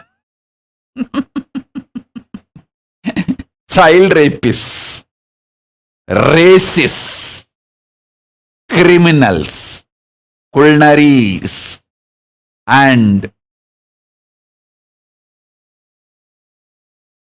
devil worshippers, you will only reach their space, rot and die in their space. Listen. That is why it is important to connect with how Krishna introduces himself, not how Shaguni or Shishubala introduces Krishna.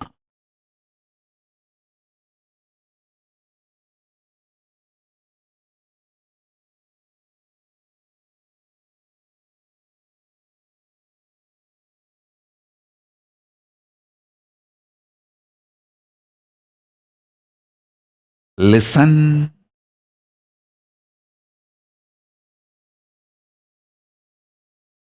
intensely, consciously, ferociously decide to work on your conscious sovereignty. It's extremely exciting, fresh, alive experience of beautiful sunrise.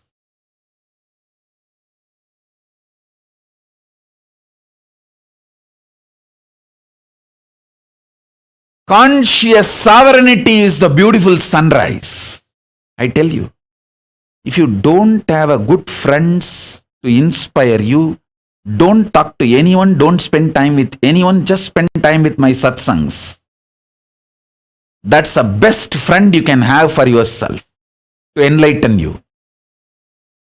Wrong friends will destroy your life.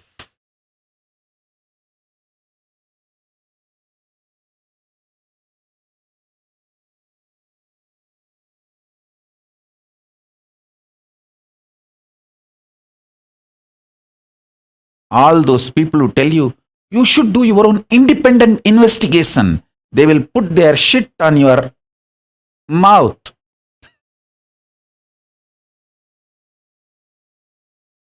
They'll nicely cook it. It may even feel tasty sometimes, spicy.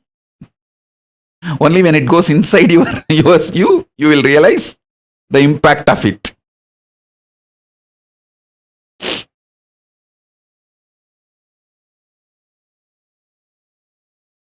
Understand?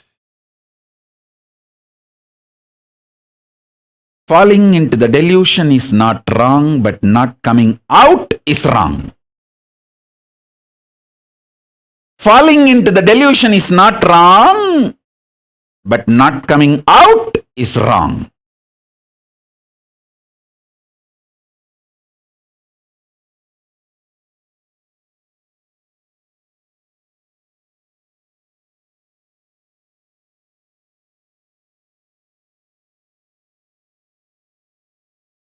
If any fear or greed, knowingly or unknowingly entered between guru-disciple relationship, now is the time purifying it, rejuvenating it, pulling out of delusion and liberating yourself, getting back, aligning to conscious sovereignty centered relationship. Conscious sovereignty centric relationship. Conscious sovereignty centric buddhi, bhakti, shakti. Conscious sovereignty centric buddhi,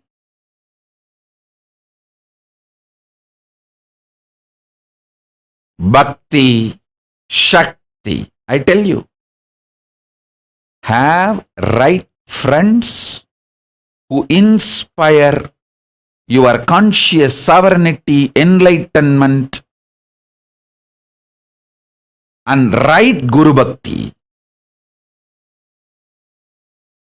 If you don't have that kind of friends, better don't relate with them. Don't relate with anyone. Just spend time with yourself, watching my satsang, reading my books. That will inspire you, raise you to experience conscious sovereignty. I tell you.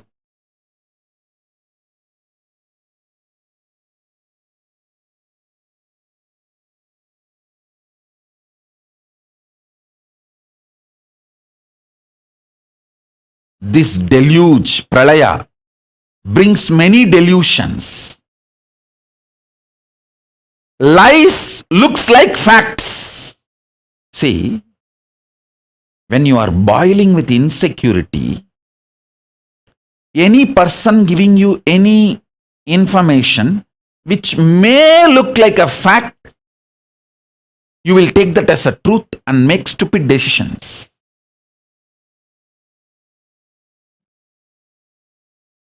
Like this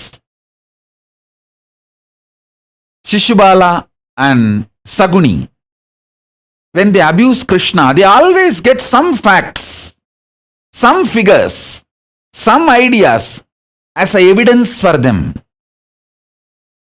Twisted, misrepresented, manipulated.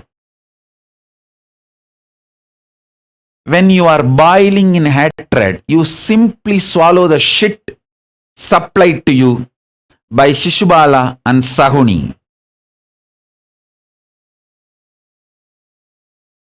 And his gang. Shishubala Sahuni gang. Description about Krishna will destroy your life and you will be destroying others' life. Go to Krishna's version about himself. That will liberate you and you will be liberating others.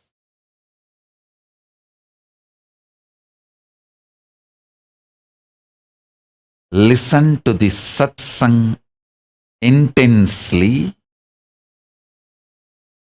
This conscious sovereignty centered buddhi, bhakti, shakti, yukti, strategies. These are the best things you can manifest in your life. This Guru Purnima gift for all of you from me is this conscious sovereignty centered buddhi, shakti, bhakti, yukti as a gift. As a gift.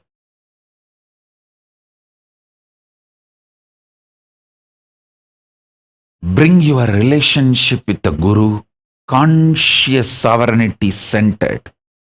He will take care of everything else. He will give you the buddhi to experience you as a conscious sovereign being. He will give you shakti to declare your conscious supremacy over this jagat with a conscious sovereignty.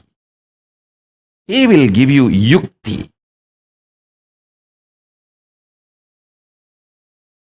conscious sovereignty life strategies. Understand?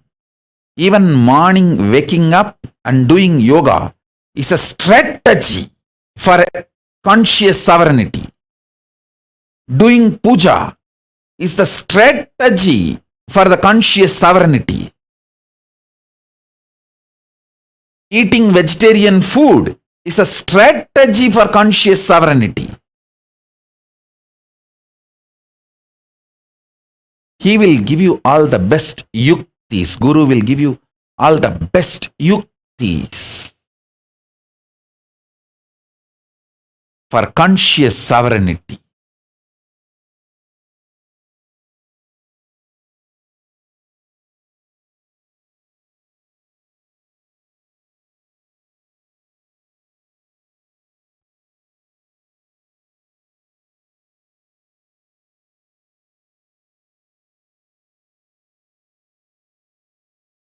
The Madeline Portuguese is writing a message. What an incredible satsang. This is exactly what I needed to hear today. Thank you, Swamiji. Hey, listen. This is exactly what the whole world need to hear. Whole world need to listen. I am talking to each one of you.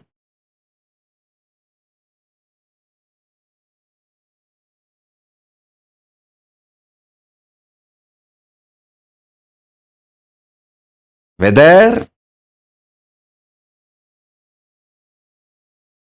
you are my sweet, deep feeling connected disciple, or very deeply connected but very shy to express the devotion, like Maitrik Patel, very deeply connected but very shy, or deeply connected but reluctant warrior, like Anusha Kodali, very deeply connected but reluctant warrior. Oh, I don't know whether I will miss this, I will miss that. Oh, I don't know how I will feel about it. Oh, I don't know. After going to Kailas, what will be my feeling? Will I be able to sustain? Will I be able to do this? Will I be able to do that? Will I?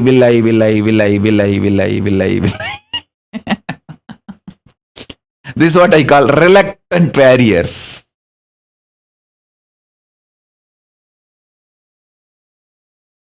Whatever may be the state or space you are in,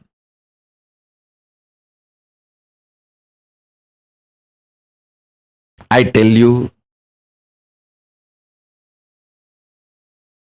you all need to listen to this truth today.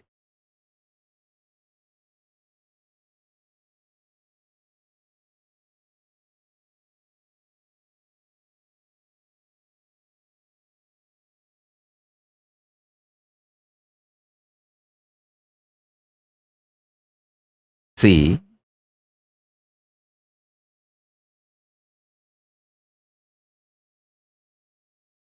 I have some of my balasans, extremely devoted. When I walk, they will come behind me, just following my footsteps. But if there is a need to protect me, defend me, they will just jump in front of me, ready to give even their own life to protect me. I tell you.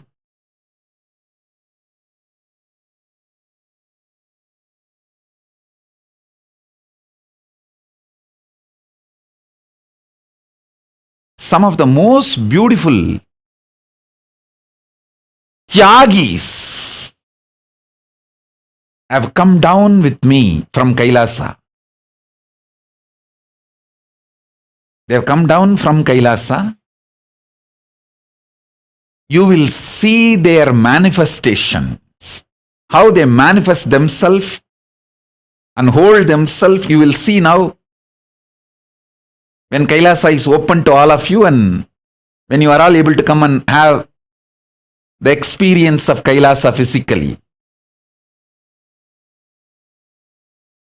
That kind of a highly dedicated Tyagi disciples, from that level to people who just got connected yesterday's satsang and feel this guy is talking something with the sense.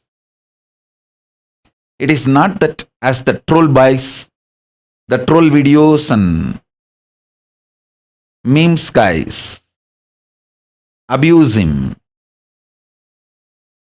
See, many times these trolls and memes guys, they think they can abuse me and try to put some music and edit, cut and twist, manipulate my words and try to spread.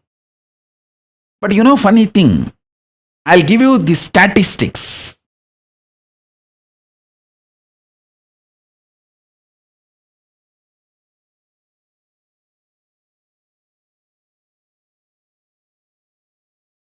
There are millions of people who saw troll video, memes, abusive videos first, and then Googled about me, saw the satsang and got connected and became devotees. But we don't have a single person who was a devotee and saw the troll video or memes video and lost the devotion and left me. See the whole scene. So those fools, trolls, abusers, all of them, not only all their efforts are waste, indirectly it is helping my mission. Even though they don't want to help, their intention is no way helping my mission, but the final result is helping my mission. That's the way it is ending. That's the way it is happening. So listen, whether somebody who got connected just yesterday or a great Tyagi, you may be any level disciple, you need to hear this truth. Whole world need to hear this truth of conscious sovereignty.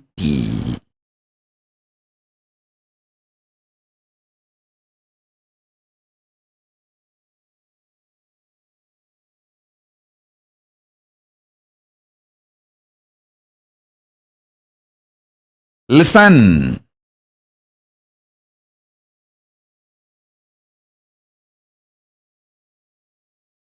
So many people trolled, distorted, abused my statement about that me talking to me. Actually, if you see the original video, you will understand this is the Paramadvaita, the ultimate Advaitic statement. Cosmic me, Paramashiva, manifesting in this as me, talking to all of you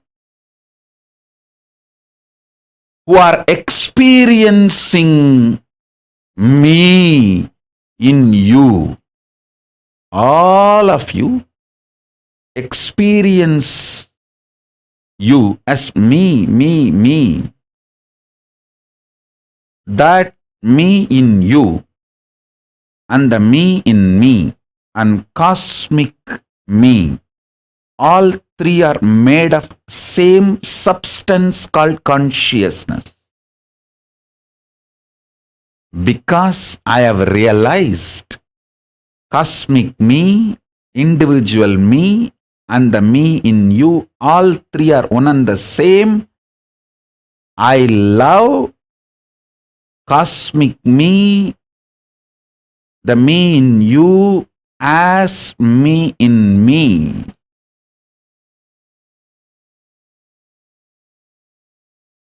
And that me talking through this me to the me in all of you. So many people trolled. I think this is a super hit troll video.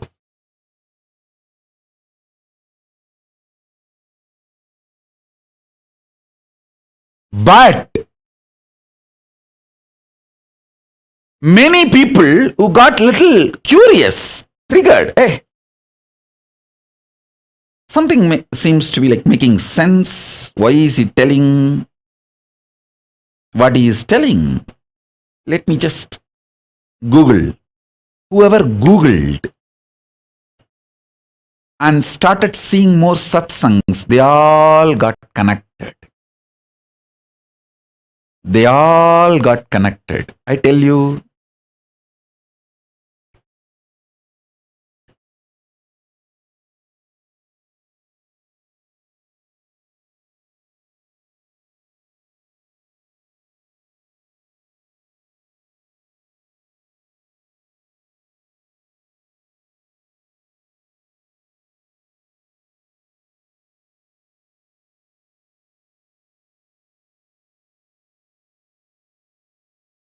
the truth you need to hear now is conscious sovereignty. The truth you need to meditate now is conscious sovereignty. Hold this in your being. Meditate on it intensely. Wherever you are, you will manifest me. Wherever you are, you will manifest Paramashiva. I am here to give you this bliss, this conscious sovereignty, the ultimate freedom. Especially when you start manifesting one or two powers from your conscious sovereignty, you will get so much strength and confidence on you.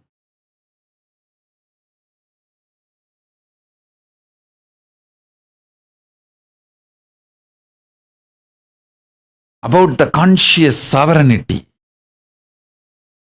you will understand what I am doing, my mission. Listen.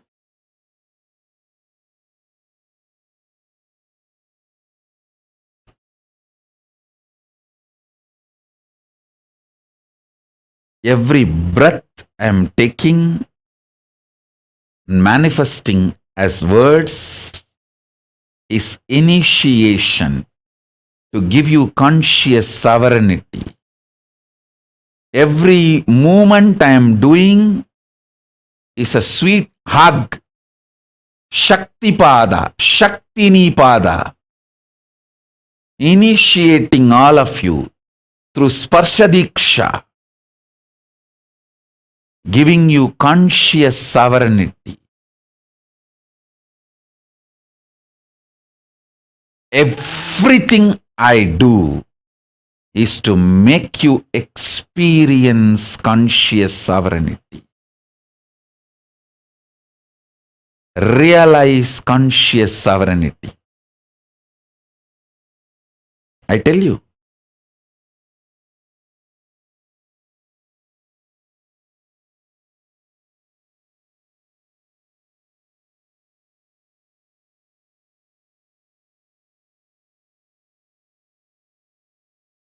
Especially you are going through the third 7. See, first 7 year, second 7 year, third 7 year, fourth 7 year.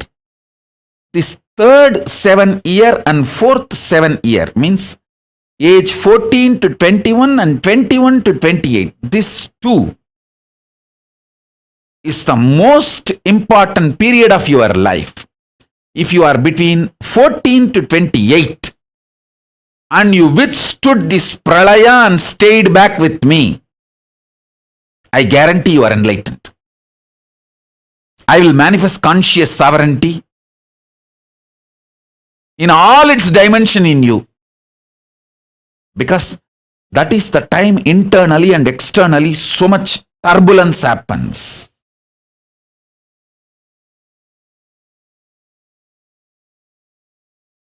If you are between 14 and 28 and stayed in Kailasa, means, see, if you have come already into the Kailasa and stayed with me, you won the game. If you have not come at all, but connected as a devotee and stayed as a devotee, continuing as a devotee, then also again you won the game.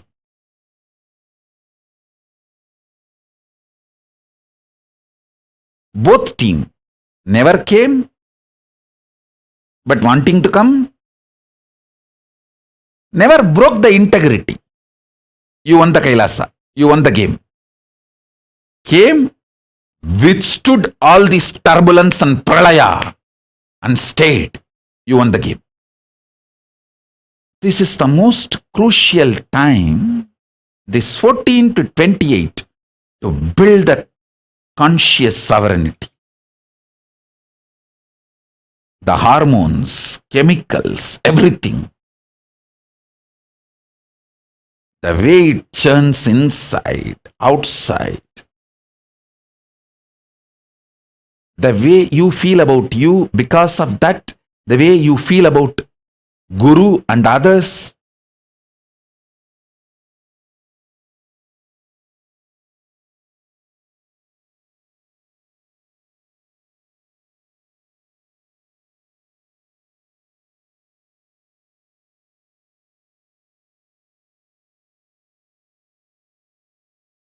conscious sovereignty is the truth.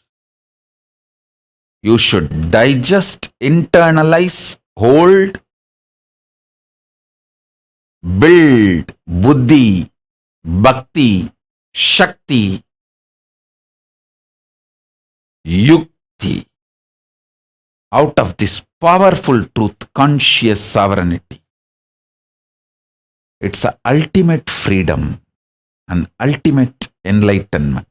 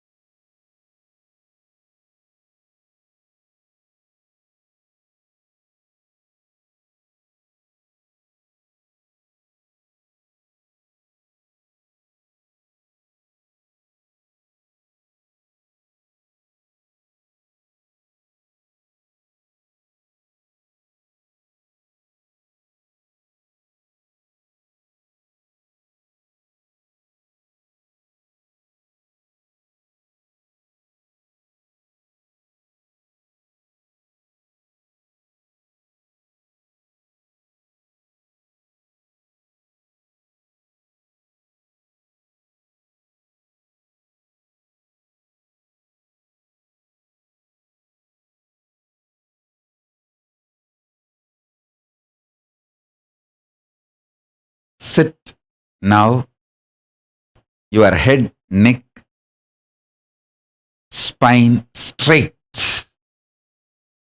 No need to close your eyes.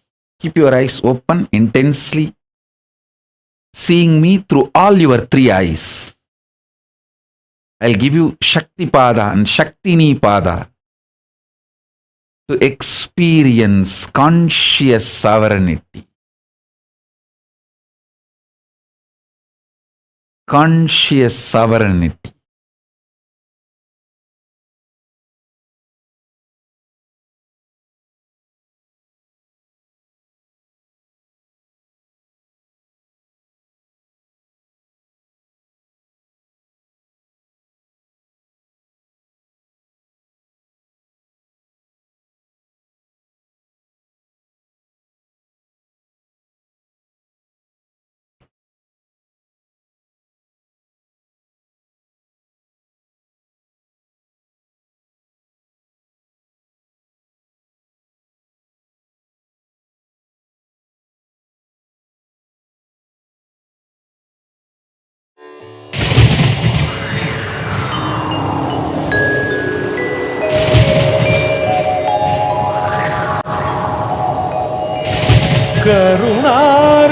கருணார்ணவமாய் கருதக்கதி நல்கும்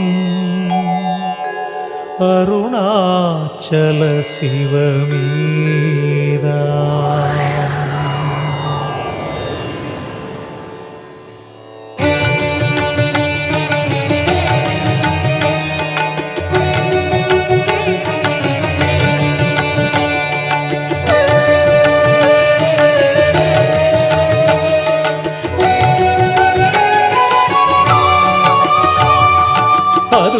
தலம் அருணாச்சலம் தலம் யாவிலும் அதிகம் அது பூமியின் இதயம் அறி அதுவே சிவன் இதய பதியாம் ஒரு மருமத்தலம் பதியாம் அவன் அதிலே பதிவானொளி மலையாய் நிதம் அருணாச்சலம் எனவே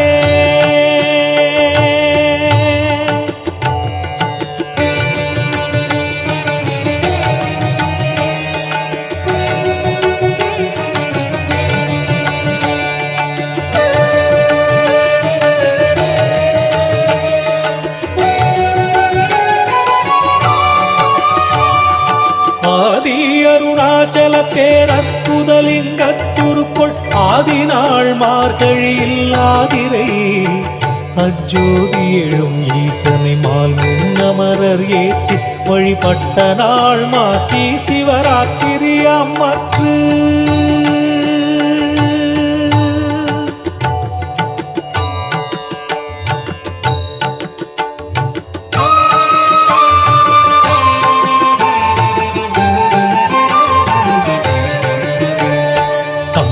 உருவாயும் மொழி மங்குகிரியாக தங்களருளால் உலகம் தாங்குவதற்கன்றி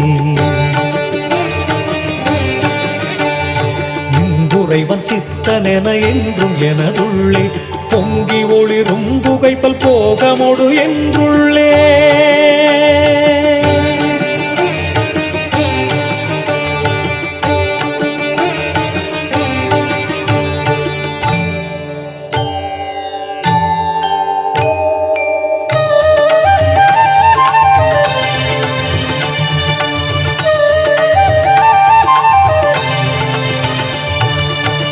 எல்லா உலகும் தகையவியலால் புல்லாவினைகள் குணமாம் புகலீது இல்லாததுவாம் எது கண்ணுறலால் எல்லாரருணாச்சலமாம் இதுவே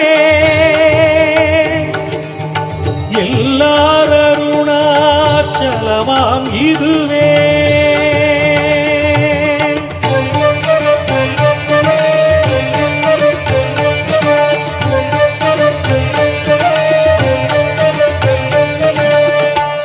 தெரியல்லை உற்று கண்ணுற்றால் கருத்தினால் தூர கருதினால் உண்மை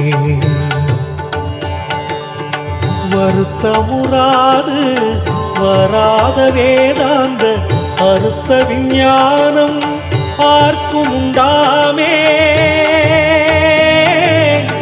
அறுத்த விஞ்ஞானம் ஆர்க்கும் உண்டாமே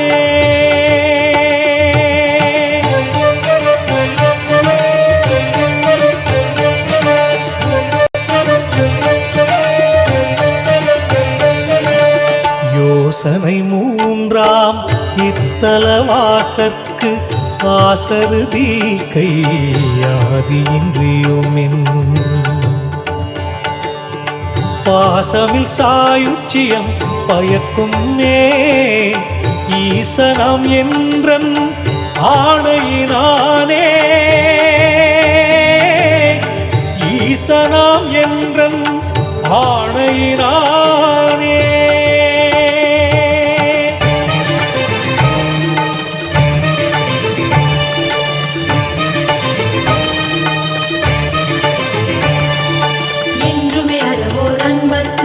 இருப்பிடம் இத்தலம்தான் ஒன்றுவார் பிறப்பின்னாவும் உண்மையில் பன்னோய் துண்ணி ஒன்றுராது மொழியும் தீயோர் முரணொரு கணத்தின் கங்கி குன்றுரு அருளை ஈசன் கோபமெந்தழல் விழாதே குன்றுரு அருளை ஈசன் கோபமெந்தழல் விழாதே குன்றுரு அருளை ஈசன் கோபமெந்தழல் விழாதே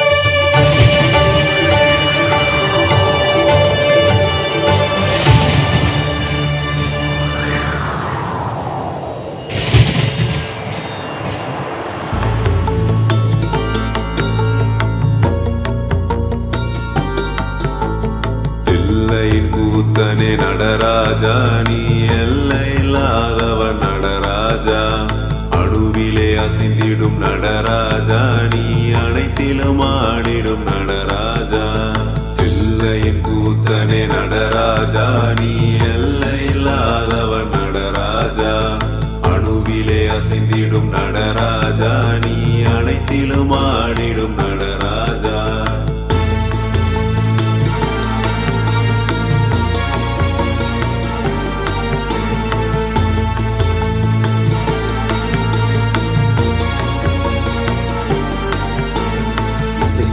இசையின் இசையிலே இசைந்து அசைவது மட்டுமா நடனம் இசை இசைக்காய் இசையிலும் இசையினை இசைக்கிற ஆசை உள்ள ஆட்டமும் நடனம் தாங்கும் தாளத்தில் தக்கதிமி ஜதியினில் ஆடுதல் மட்டுமா நடனம் அடிக்கிற பறையினில் இனிக்கிற இசையினில் துடிக்கிற துள்ளலும் நடனம் பிள்ளையின் கூட்டன நடராஜா நீ எல்லை இல்லாதவ நடராஜா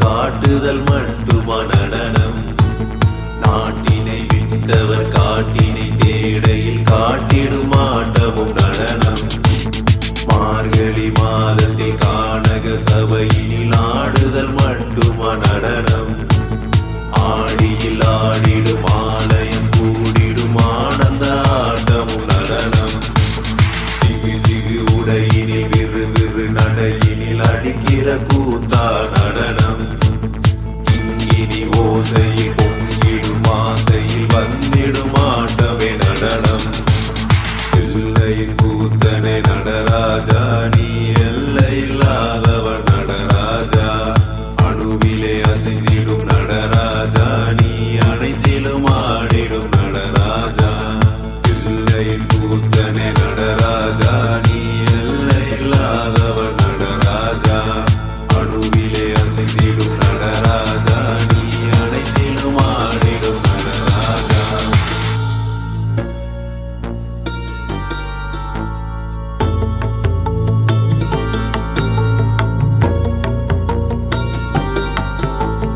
எல்லையின் கூத்தனே நடராஜா நீ எல்லை இல்லாதவன் நடராஜா அணுவிலே அசைந்திடும் நடராஜா நீ அனைத்திலும் ஆடிடும் நடராஜா எல்லையின் கூத்தனே நடராஜா நீ எல்லை இல்லாதவன் நடராஜா அணுவிலே அசைந்திடும் நடராஜா நீ அனைத்திலும் ஆடிடும் நடராஜா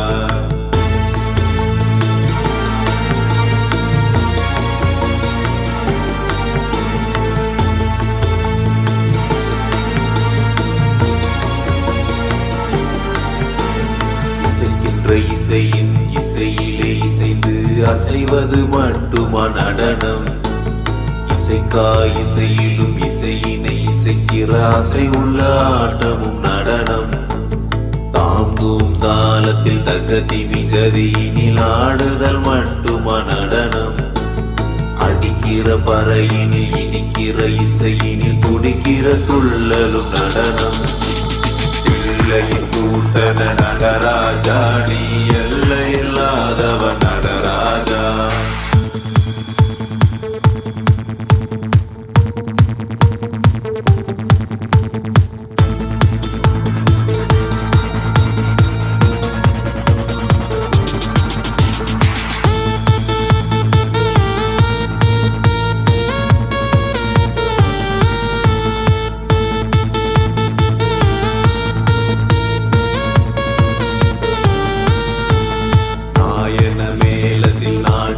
சபையினில் காட்டுதல் மட்டுமா நடனம் நாட்டினை விட்டவர் காட்டினை தேடையில் காட்டிடும் ஆட்டமும் நடனம் மார்கழி மாதத்தில் கானக சபையினில் ஆடுதல் மட்டுமா நடனம் ஆடியில் ஆடிடும் ஆலயம் கூடிடும் ஆனந்த ஆட்டமும் நடனம் சிகு சிகு உடையினில் விறு விறு நடையினில் அடிக்கிற கூத்தா நடனம் இனி ஓசையில் பொங்கிடும் ஆசையில் வந்திடும் ஆட்டமே நடனம் எல்லையின் கூத்தனை நடராஜா நீ எல்லை இல்லாதவன் நடராஜா அணுவிலே அசைந்திடும் நடராஜா நீ அனைத்திலும் ஆடிடும் நடராஜா எல்லையின் கூத்தனை நடராஜா நீ எல்லை இல்லாதவன் நடராஜா அணுவிலே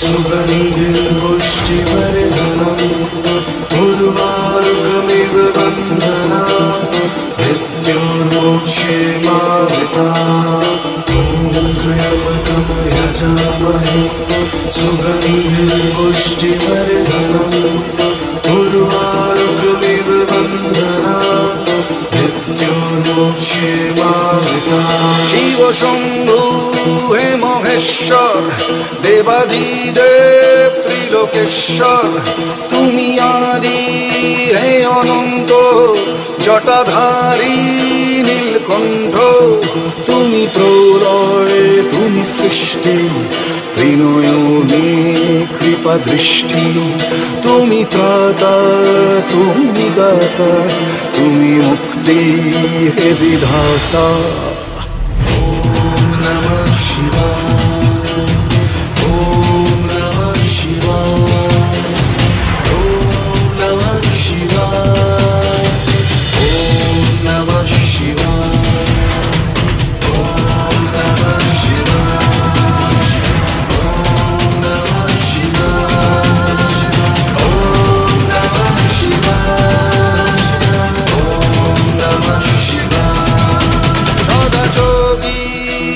গঙ্গে নিয়ে ভস্য সারা অঙ্গে কর পালন নেত্রীভুবন তব অপার লীলা রঙ্গে ধরো ত্রিশূল নে হস্তে আনো শান্তি শুভ চিত্তে তুমি ত্রাতা তুমি দাতা তুমি মুক্তি হে বিধাতা ওম নমঃ শিবায় ওম নমঃ শিবায় ওম নমঃ শিবায় ওম নমঃ শিবায় ওম নমঃ শিবায় ওম নমঃ শিবায় ওম নমঃ শিবায় ওম ত্র্যম্বকম যজামহে सुगन्धिं पुष्टिवर्धनम् उर्वारुकमिव बन्धना मृत्योर्मोक्षे मावृता ॐ त्र्यम्बकं यजामहे सुगन्धिं पुष्टिवर्धनम् उर्वारुकमिव बन्धना मृत्योर्मोक्षे मावृता ॐ नमः शिवाय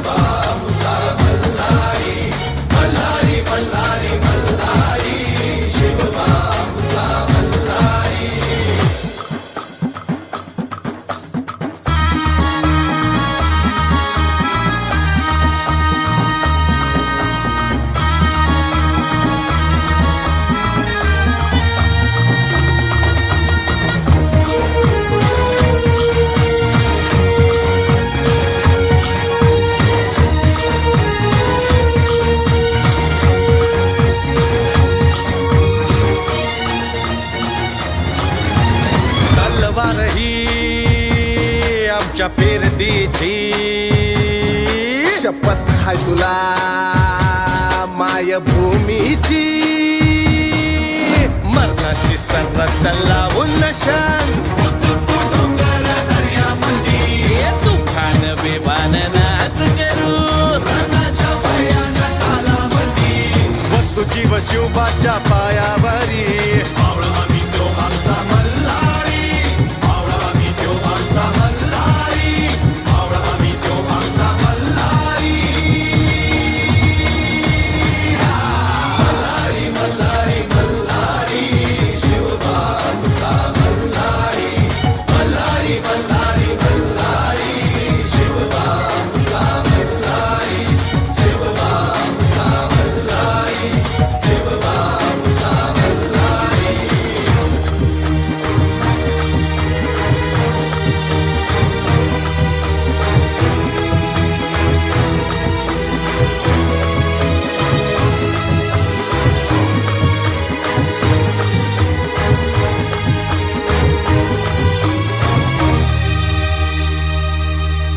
गनिम असू दे काळ नाग जहरी नाच थैथया त्याच्या डोसक्यावरी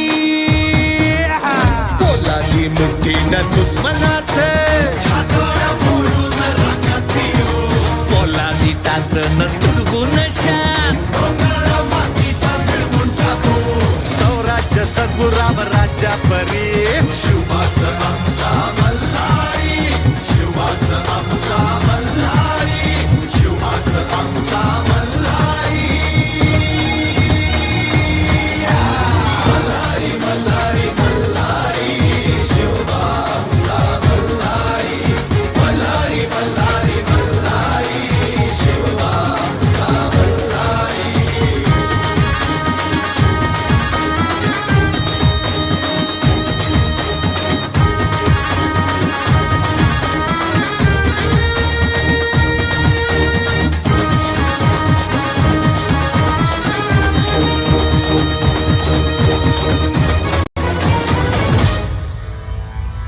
கலியுகத்த காக்க வந்த நித்யானந்த சாமி அவரே அவதரிச்ச இந்த நாள உலகமெல்லாம் கூடி மேளதாளம் முழங்க கச்சேரி வச்சு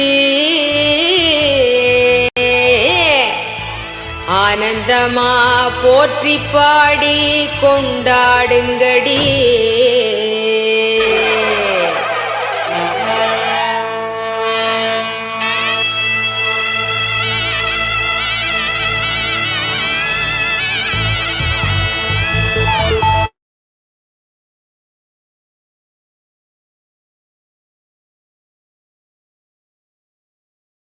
I bless you all. Let's all radiate with integrity, collective integrity. The state, space, powers, being, superconsciousness, and Kailas of Paramashiva. Paramashivoham. Om Nithyananda Paramashivoham.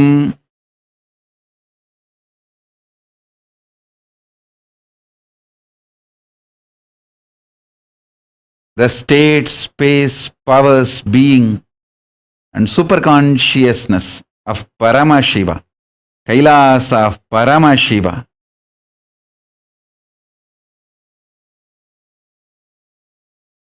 Paramashivoham. Om Nithyananda Paramashivoham. Om. I bless you all. Let's all radiate with integrity, collective integrity. The state, space, powers, being, superconsciousness.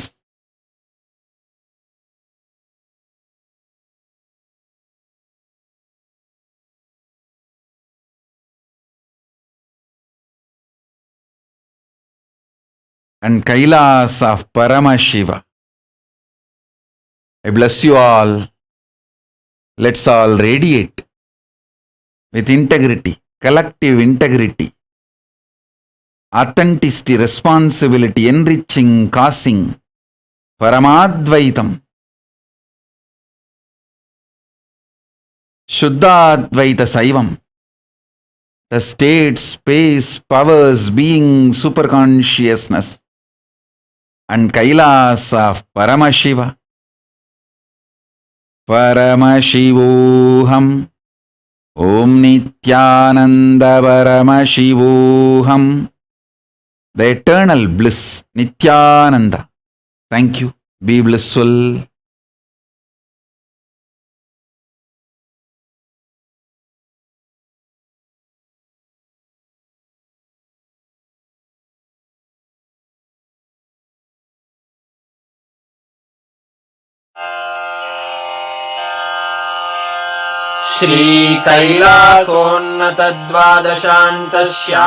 श्रीकैलासोन्नतद्वादशान्तश्यामलापीठारूढ श्रीमीनाक्षिसुन्दरेश्वरा भिन्नस्वरूप परशिवपुत्ररत्न Kumar गुरुमण्यतुल्यावतार श्रीपार्वतीस्तन्यपानलब्धदिव्यज्ञान विश्रुतसकलनिगमागमसारभूत द्राविडवेद प्रवक्त्रे श्रीमत्परमशिवकरुणासमधिगत मुक्तामय चतुरश्रयान गीयमान छत्रचामर श्रीचिह्नकाहलादि समस्त बिरदावल्यलङ्कृत ज्ञान विज्ञान चक्रवर्ती सर्वजन संघ सद्यो निर्वाण दीक्षा व्ययापवर्गवर्ष विश्राण जीमूत परमत कलभ केसरी शैव सिद्धांत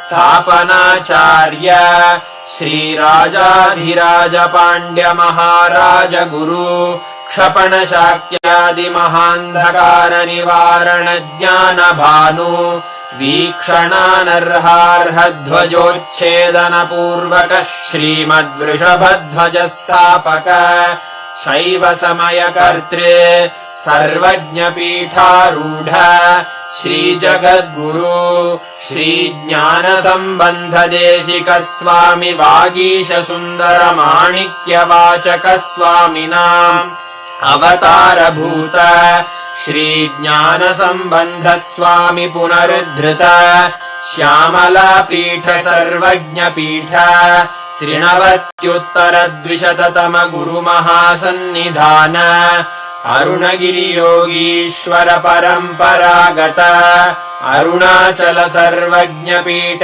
गुरु महासन्निधान कैलास परंपरागत कांची कैलास सर्वज्ञ पीठ त्रयस्त्रिंशदुत्तर द्विशततम गुरु महासन्निधान नित्यो